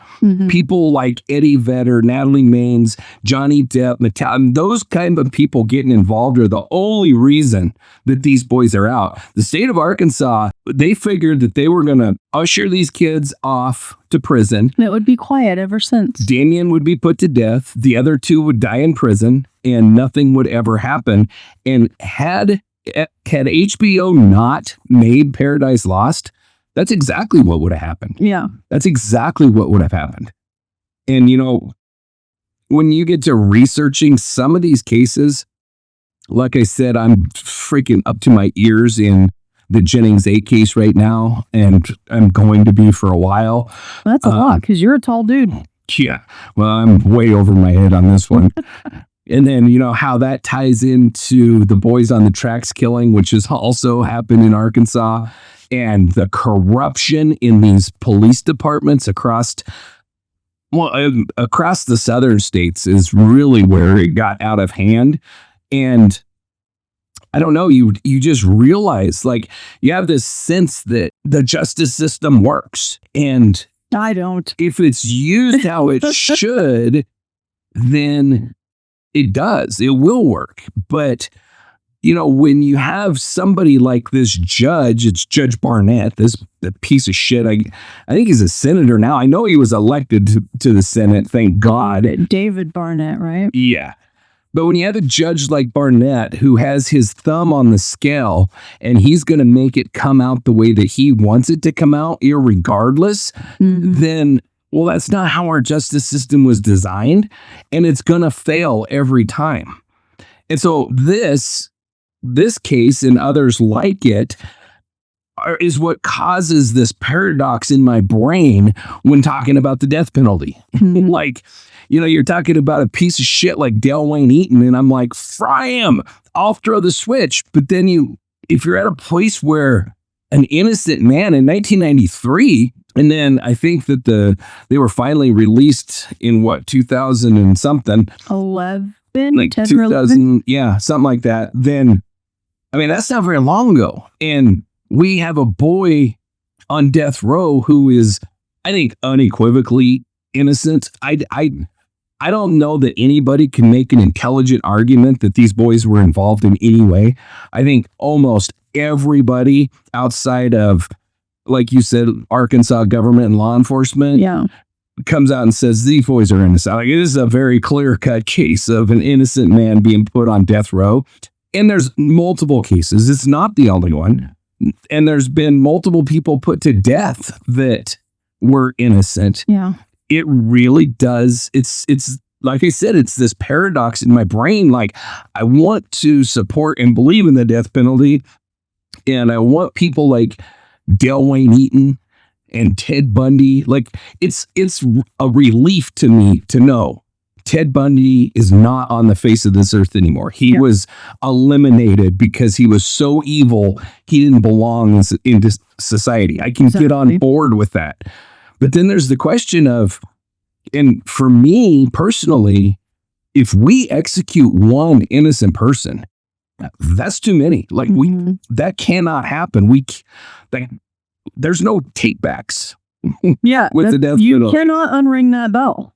And there have been multiple people put to death that later were exonerated and proven that they were not guilty. Damien Echols would have been one. Certainly would. He would have been put to death, and then all of this shit would have later come out, and we'd be like, oh my God, what did we do? So, I don't know. There's not an easy answer for that, for me. No. But anything else that you want to talk about? Else a second ago I was going to ask you, and I can't remember what it was. What'd you think of David Jacoby? Because one of Jacoby's hairs was also identified at the scene. See, I don't think he stood out enough to me because I don't even really remember him. I only really remember him as he was with me for a while, and then he left, and we played guitar, and then he was like, oh, you should go change and get a flashlight. I'm going to go change and get a flashlight, and we'll go look. So I'm almost positive that this is in one of the Paradise Lost where John Douglas is talking to David Jacoby, and they have like the diorama of Robin Hood Hills and stuff in front of him.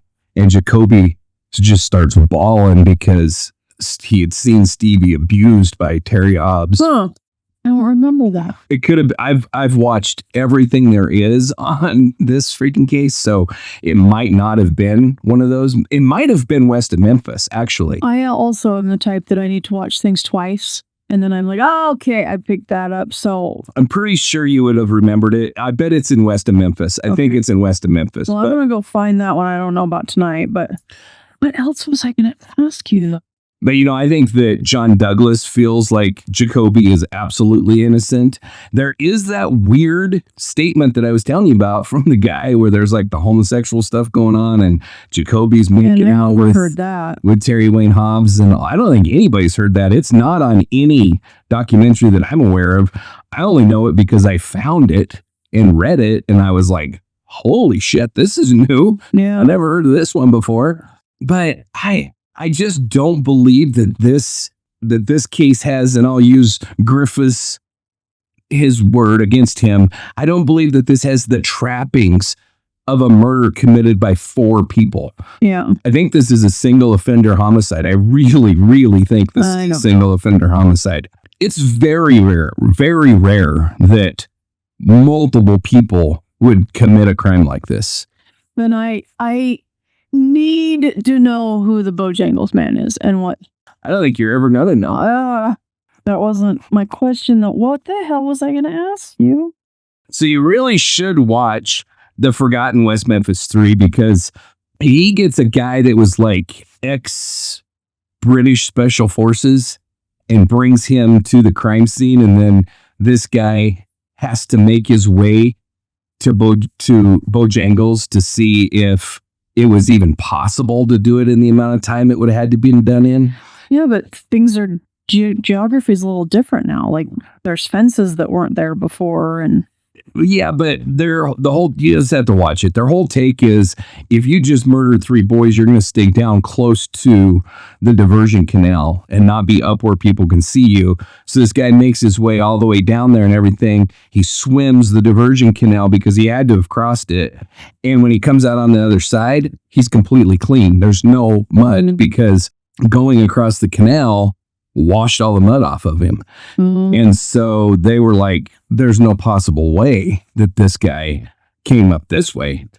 So how he got all freaking covered in mud and shit, who knows?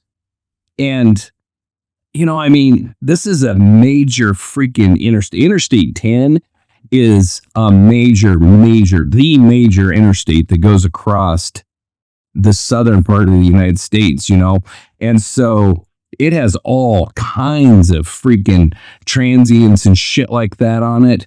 The truck stop was right across the diversion canal. Mm-hmm. So I think that it's at least plausible that this guy got the shit kicked out of him or something like that.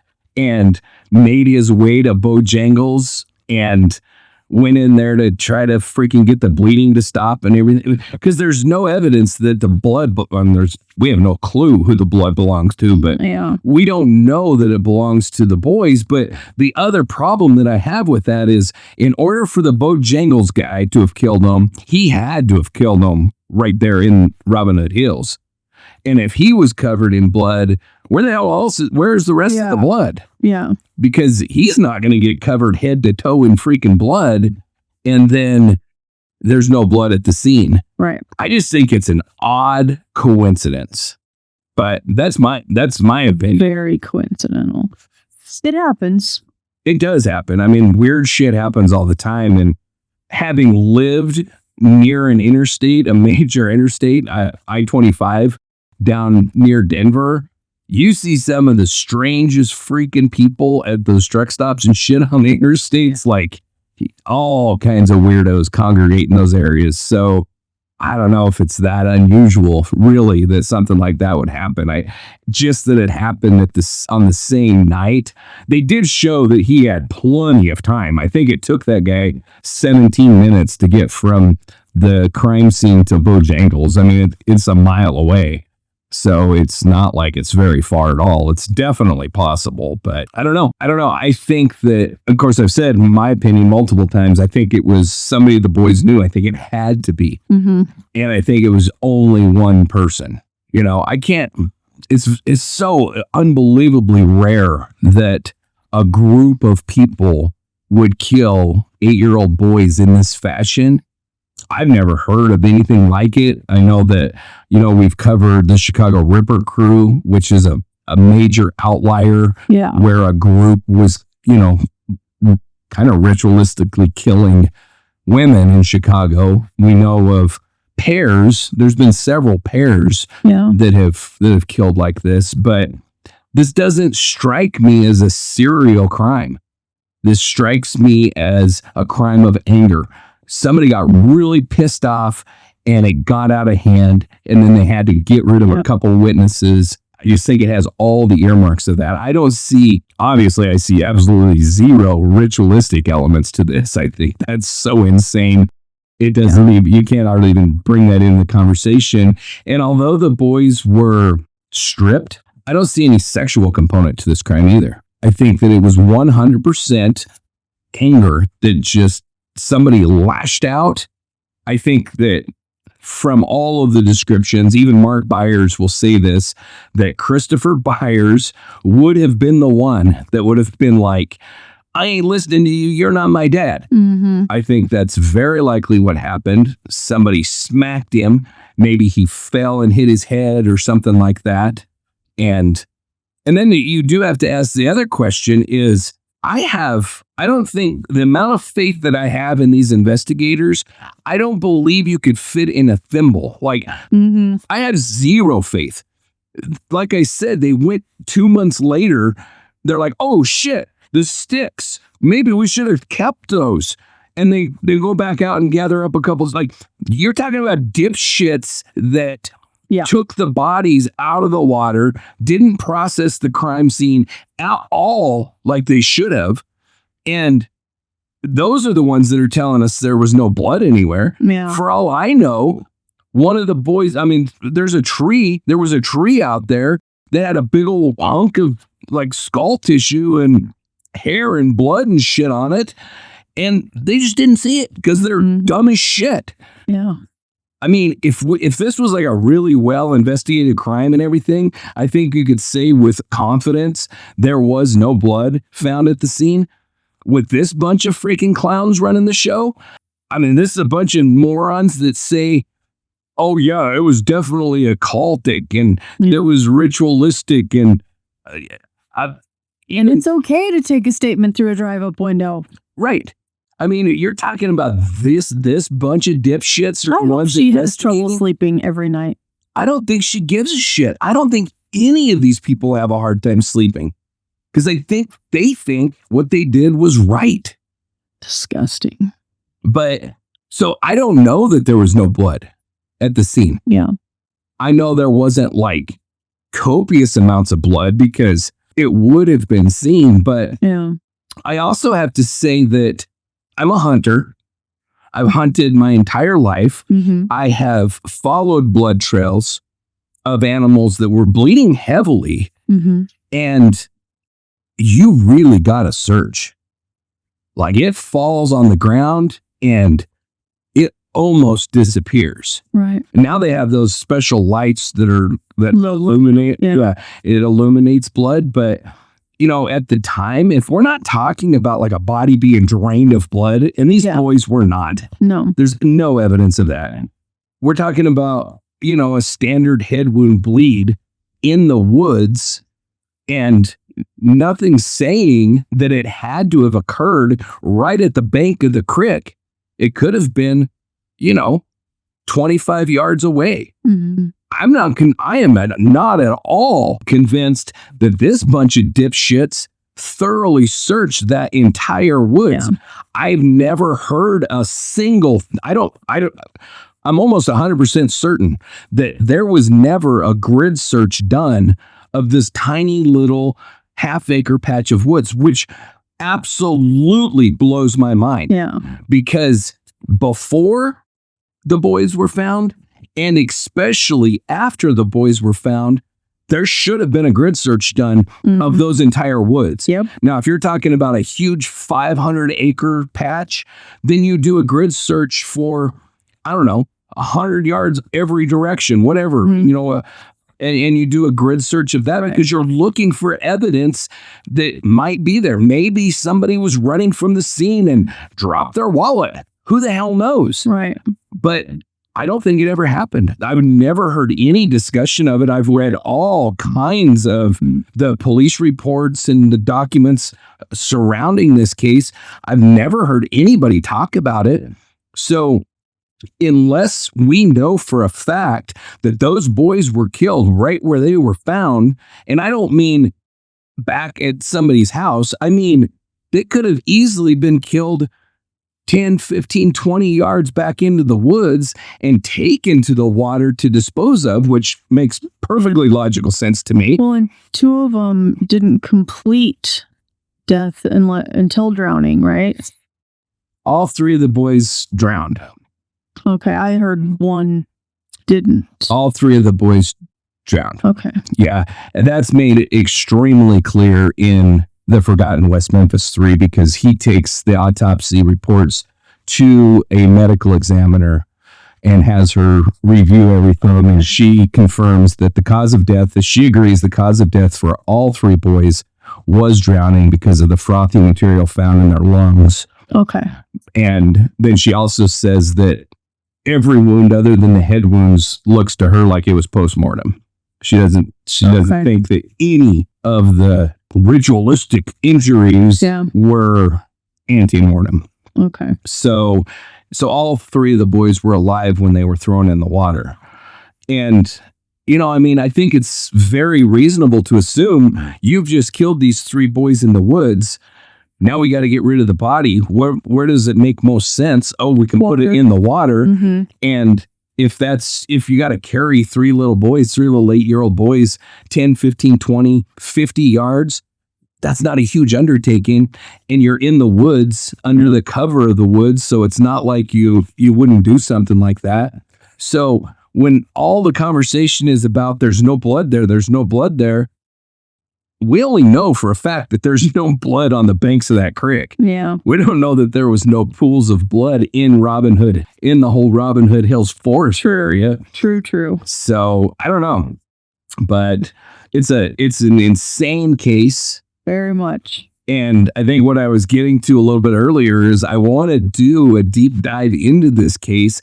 I think it would be responsible for us to wait now until we find out what happens with the DNA results. Yeah. And then, when I was talking about it before and got sidetracked is, that's probably my fault. No, it wasn't, I don't think. But, like the Maura Murray case had a lot of information. I talked about that during the case.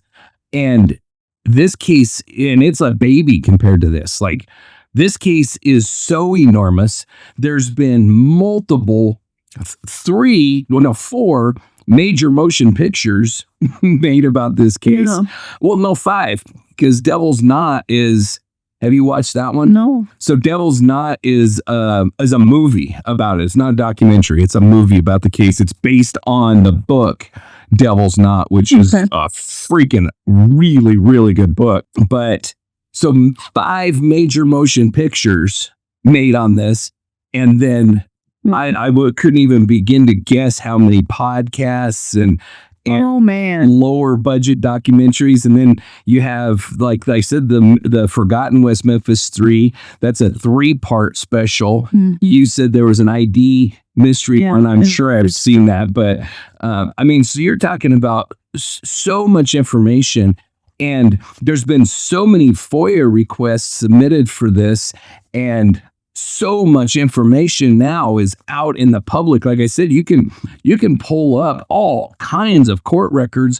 Then you have the whole lawsuit between Terry Hobbs and Natalie Maines, and that whole deposition, which brought out all kinds of new shit. And so it's like trying to drink from a fire hose. There's so much information. You're like, son of a bitch. This is going to be like a 75-part freaking series. How do I start? Where do I end? What's happening? How do I not include everything? But you can't include everything because the listeners are going to get tired of, we're just going to have to be the West Memphis 3 podcast for a year. I mean, well, some podcasts do that. They do, yeah. But, so I don't know. I don't know what the answer is. I know we'll be covering the case because I've researched it for so long and I'm passionate about the case. It's a case we definitely are going to cover. I got to figure out how. And I don't think I want to cover it now until the DNA evidence is back, because that could be months.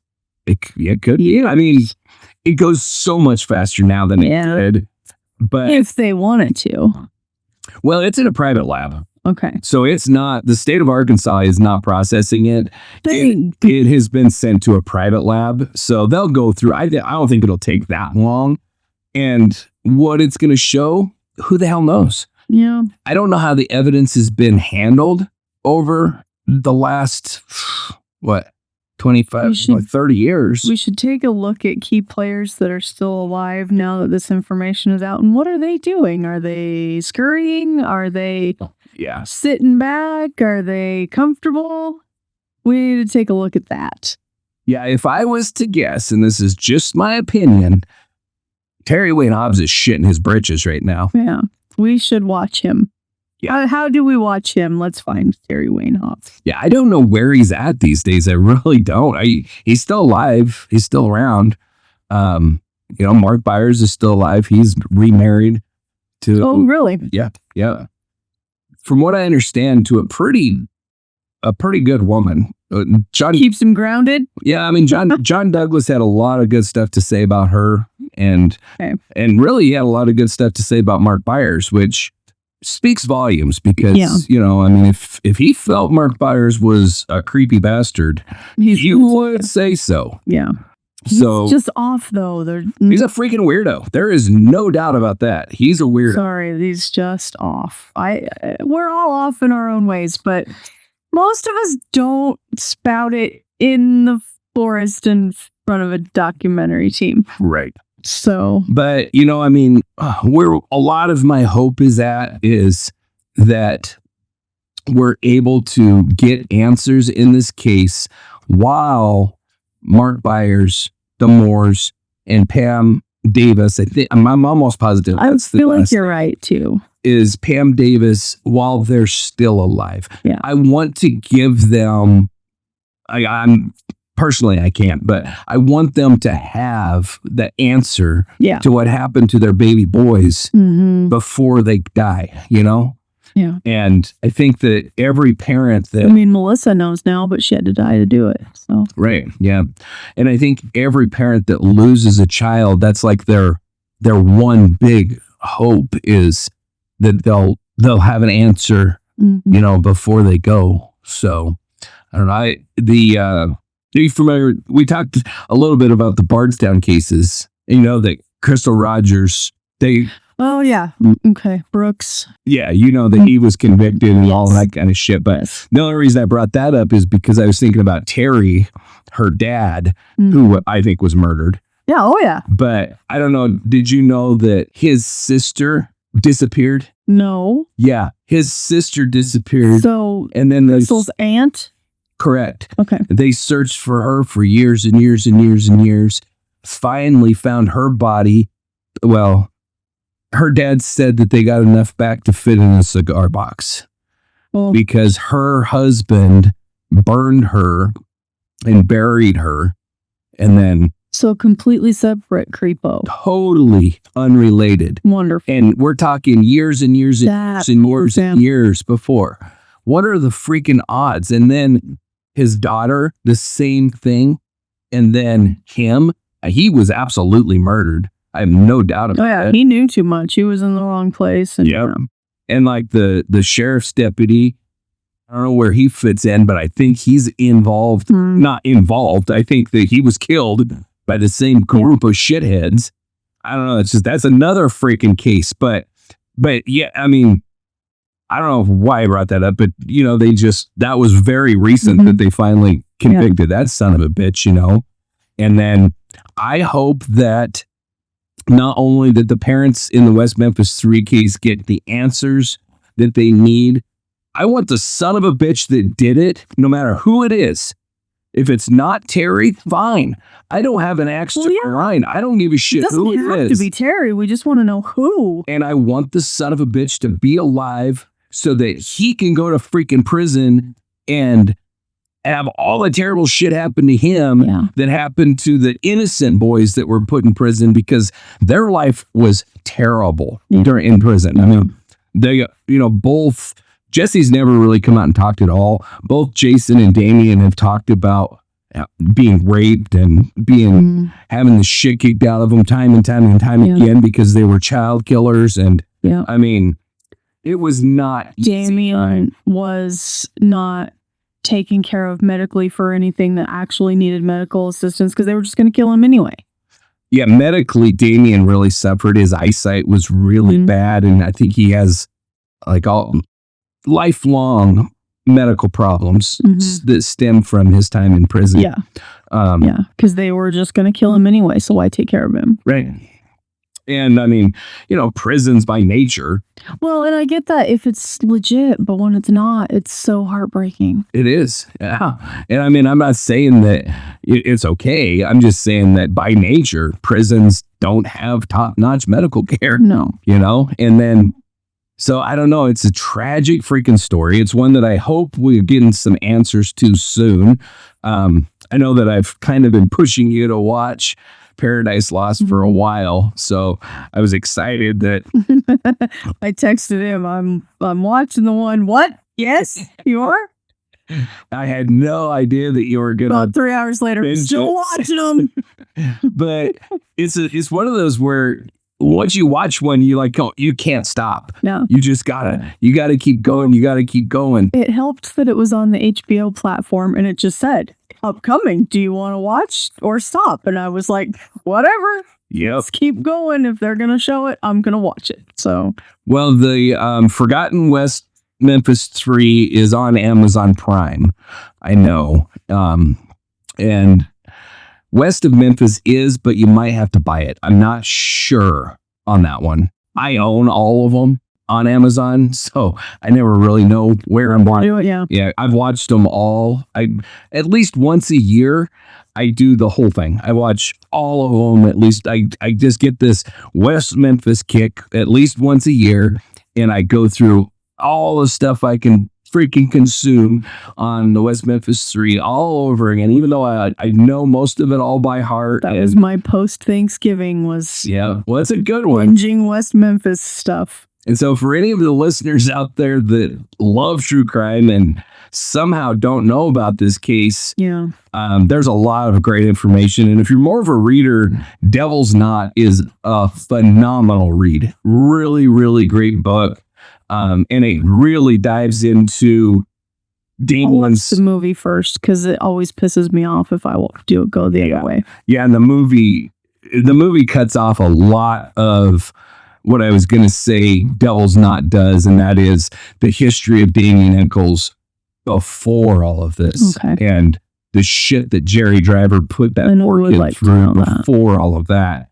And John Douglas talks a little bit about it, but Devil's Knot really goes deep into setting the scene with this piece of shit just harassing this kid for years beforehand. So, plus, while I'm up to my eyeballs in crochet projects that I brought upon myself, reading is not a thing that I can do, but I can watch a movie while I'm doing it. This is true, but Devil's Knot is available on audio.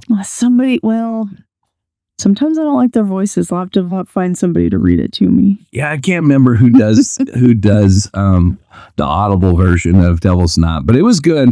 It was good. And the guy that does all the John Douglas books on Audible, I don't know who he is, but he's the same narrator for all the John Douglas books. That's the way it should be. He's really good. You start with one, you should just record them all with the same person. Yeah, especially when you're as prolific of a writer as John Douglas is, because there are so freaking many. Mm-hmm. I mean, God, I don't even know how many books he's written. I've read several of them, but there's tons left that I need to read. So, you know what else? I'm just going to sidetrack just a tiny bit. Well, this is just a conversation episode. That's allowed. It has absolutely nothing to do with West Memphis 3. Okay. But we are going to have to do an update on Chance. 100% we are. Yeah. I was waiting to see it. And, if you don't know what Angela's talking about, we covered Chance Engelbert on an episode. His remains were recently found, were recently identified using DNA, and it was an accident. Yeah, they're ruling it as a fall. A fall. Accident, yeah. And I got to say, when they originally found, it's kind of funny because I go to physical therapy and all the physical therapists there are like, oh, John's here. Now we got to talk about true crime shit. I love that. And so... do they listen? Do you say some of them? Do you need to say hi to them? Come on. Well, if they're listening, hi to all my physical therapist friends. But and they were like, "What do you think?" I think the in-laws murdered him, and I'm like, I thought so too for the longest time. And I said, when I saw where the body was found, I immediately said, "This is an accident." I thought struck by lightning. He was out there. We know it was storming that night. Yeah. I immediately just thought he was probably struck by lightning. That turns out I was wrong. But I also thought, didn't somebody say they already looked there? I don't know. I don't believe that they searched there. I mean, the search for him was extensive, but he walked a long freaking ways. He walked from Gehring to Scotts Bluff. Yeah. And that where his body was found, sounds like he was trying to walk to Torrington. Why he was where he was is a huge mystery, because he would have had to have swam across a canal to access the area that he was found in. So it's odd, but it's less odd than the idea that somebody is going to backpack a 26-year-old male's body up there because they can't drive to it. Yeah. So they would have had to have carried, and he was not a little kid. Well, and if he swam across something, there are animals up there. He could have been trying to get away from something. He could have. I don't know why he did what he did, but he was walking to Torrington. He made that very clear. He was walking to Torrington. I said it in his episode. I can relate to this kid. I was this kid. Mm-hmm. When I was 25, 26 years old, I was a freaking hothead. And if I got pissed off enough, I would have said, I will walk to Torrington, which I think is 37 miles away. And I would have freaking took off. And by God, I would have made it to Torrington. Yeah. Or I would have been found, after I'd been missing for years and dead. But I think the most logical, even though it's hard to believe, the most logical conclusion is the one that the cops came to, that he was trying to climb something to get to Torrington. He fell and either laid there and died or died and as a result of as a result of the fall, I haven't heard anything about that. I hope immediately. Oh God, me too. My heart goes out to the family. I'm glad that they finally have his remains and they can lay him to rest. And that little boy. And I gotta say, my heart breaks for his wife and her family, because I thought they've been did something. For years, yeah. You know, when we covered the case, I was pretty clear that I didn't think it was them. I thought it was probably most likely that he was picked up by like drug dealers or some shit like that. Mm-hmm. I didn't think that it was likely that his body was still laying out there. I was obviously totally wrong, but I didn't think he would make it all the way to Scotts Bluff. I know. So I was talking more about the Gehring area, but he made it a long ways. He did. But my point is, these people have had their names run through the mud for years. Yeah. And like the West Memphis Three, they were wrongfully accused of a crime that they did not commit. And it's a tragedy. It's a real tragedy. My heart goes out to everybody involved in that case. Mm-hmm. I just think it's just terribly sad. And I'm glad that they have answers, but they don't have their son, their husband, their daddy back, and they never will. And it's just a tragedy all the way around. Yeah. So, but there's that update. I was thinking that we had a couple different updates, but maybe it was the West Memphis, but that wouldn't have been an update because we haven't covered that case yet. So yeah, I don't know. Yeah, either. But do you have anything else to add? Anything else you want to talk about? I do not, except for the fact that I do enjoy this platform. It's kind of fun, isn't it? So occasionally, if you want to do these, I'm down. Cool. Well, we've tried to do something similar, but trying to get you to actually watch the shows that we want to talk about is difficult. So if you want to watch the shows, I mean, the Jennings 8, I guess it's no secret. I've decided I'm writing a book on the case because... Well, it was a secret to everybody but me until just now. Yeah, but I mean, I made it clear that I was doing a very deep dive. Okay. It is but you deep dive everything. Not like this. I mean, I've written, I think I'm around 70,000 words right now, and I still have a lot left to go. So, a huge deep dive into the Jennings 8 mess. And so that's one that you could watch the stuff, Murders in the Bayou. Very good. Very freaking good. A guy by the name of Ethan Brown wrote the book Murders in the Bayou, and then they did a multi-part series. I think there's 5 parts to it. There's a couple. There's another one, and I can't remember what it is called, but another documentary on it. There's not very much out there on the case. Very little, actually. If it wasn't for Ethan Brown's work, there'd be next to nothing. No. But, just real quickly, 8 women were murdered between 2002 and 2009, I think, in Jennings, Louisiana. And we're talking about a county with a population of 30,000 people. A county. So we're talking a tiny, and for them to have that many homicides over that course of time, it's unreal. And then, I mean, you think that the West Memphis 3 case pisses you off. The Jennings 8 case... Well, a lot of cases piss me off.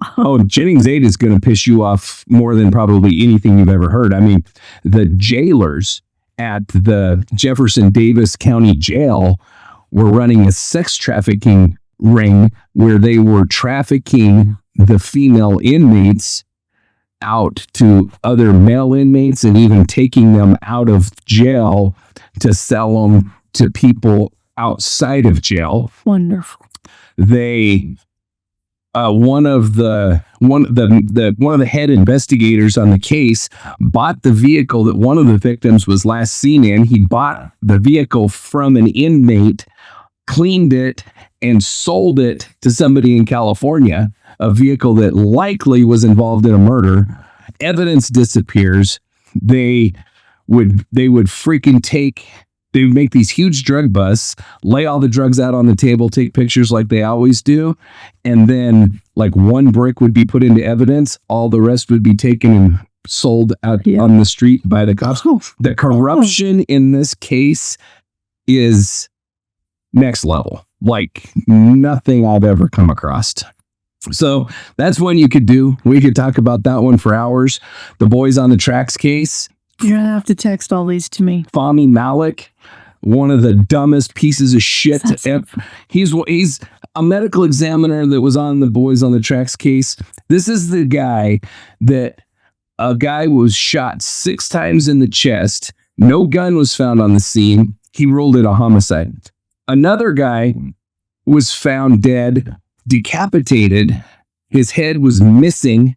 Fahmy Malik ruled it natural causes, and then said that his dog ate his head, and it was now have to worry about spontaneous decapitation. And the dog was like a Chihuahua, and he said that he tested the dog's excrement and found brain tissue in it, so the dog ate the head. Well, too bad for Fahmy Malik. They found the head in a dumpster later. I mean, this guy is the worst medical examiner in the history of medical examiners. And clowns. Bill Clinton fought like hell till he finally got him a $32,000 a year raise. And there's all kinds of information about how Fahmy Malik kept Bill Clinton's mom from being prosecuted. So Fahmy Malik then just had a free pass to do whatever in the hell he wanted in Arkansas. So, yeah, I mean, we can go on and on. There's all kinds of shit, but I agree. This is a really fun platform. It's very laid back. It's kind of like a darker version of Shadow Chats. Yeah. Not as funny, but just laid back and just kind of bullshit. And so hopefully the listeners enjoy it as much as we enjoy doing it. So I hope so too. But I guess that's where we're going to leave it for today. All right. So this wasn't obviously one of our usual deep dive breakdowns, and it wasn't meant to be. This case is way too big, way too tangled, and too historically polluted with bad assumptions to try to rush anything.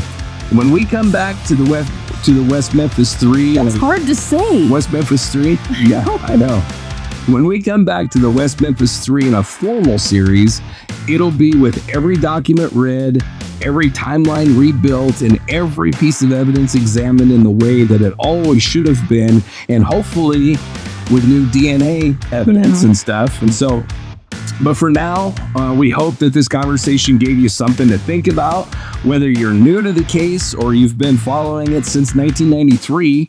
And as the new DNA testing moves forward in the coming months, we're going to be keeping an eye on it. And if the case cracks open again, you'll be the first to hear about it here. And if you want to support the work that we do across the Dark Dialogue Network, the research, the investigations, the storytelling, hit follow on whatever platform you're listening on. Leave us a rating or a review. It helps more than you could possibly know. Subscribe to us on our YouTube channel for the full-length episodes, behind-the-scenes updates, and any new video series that we might be rolling out. Join the Dark Dialogue Collective if you want to help with on-the-ground search and advocacy.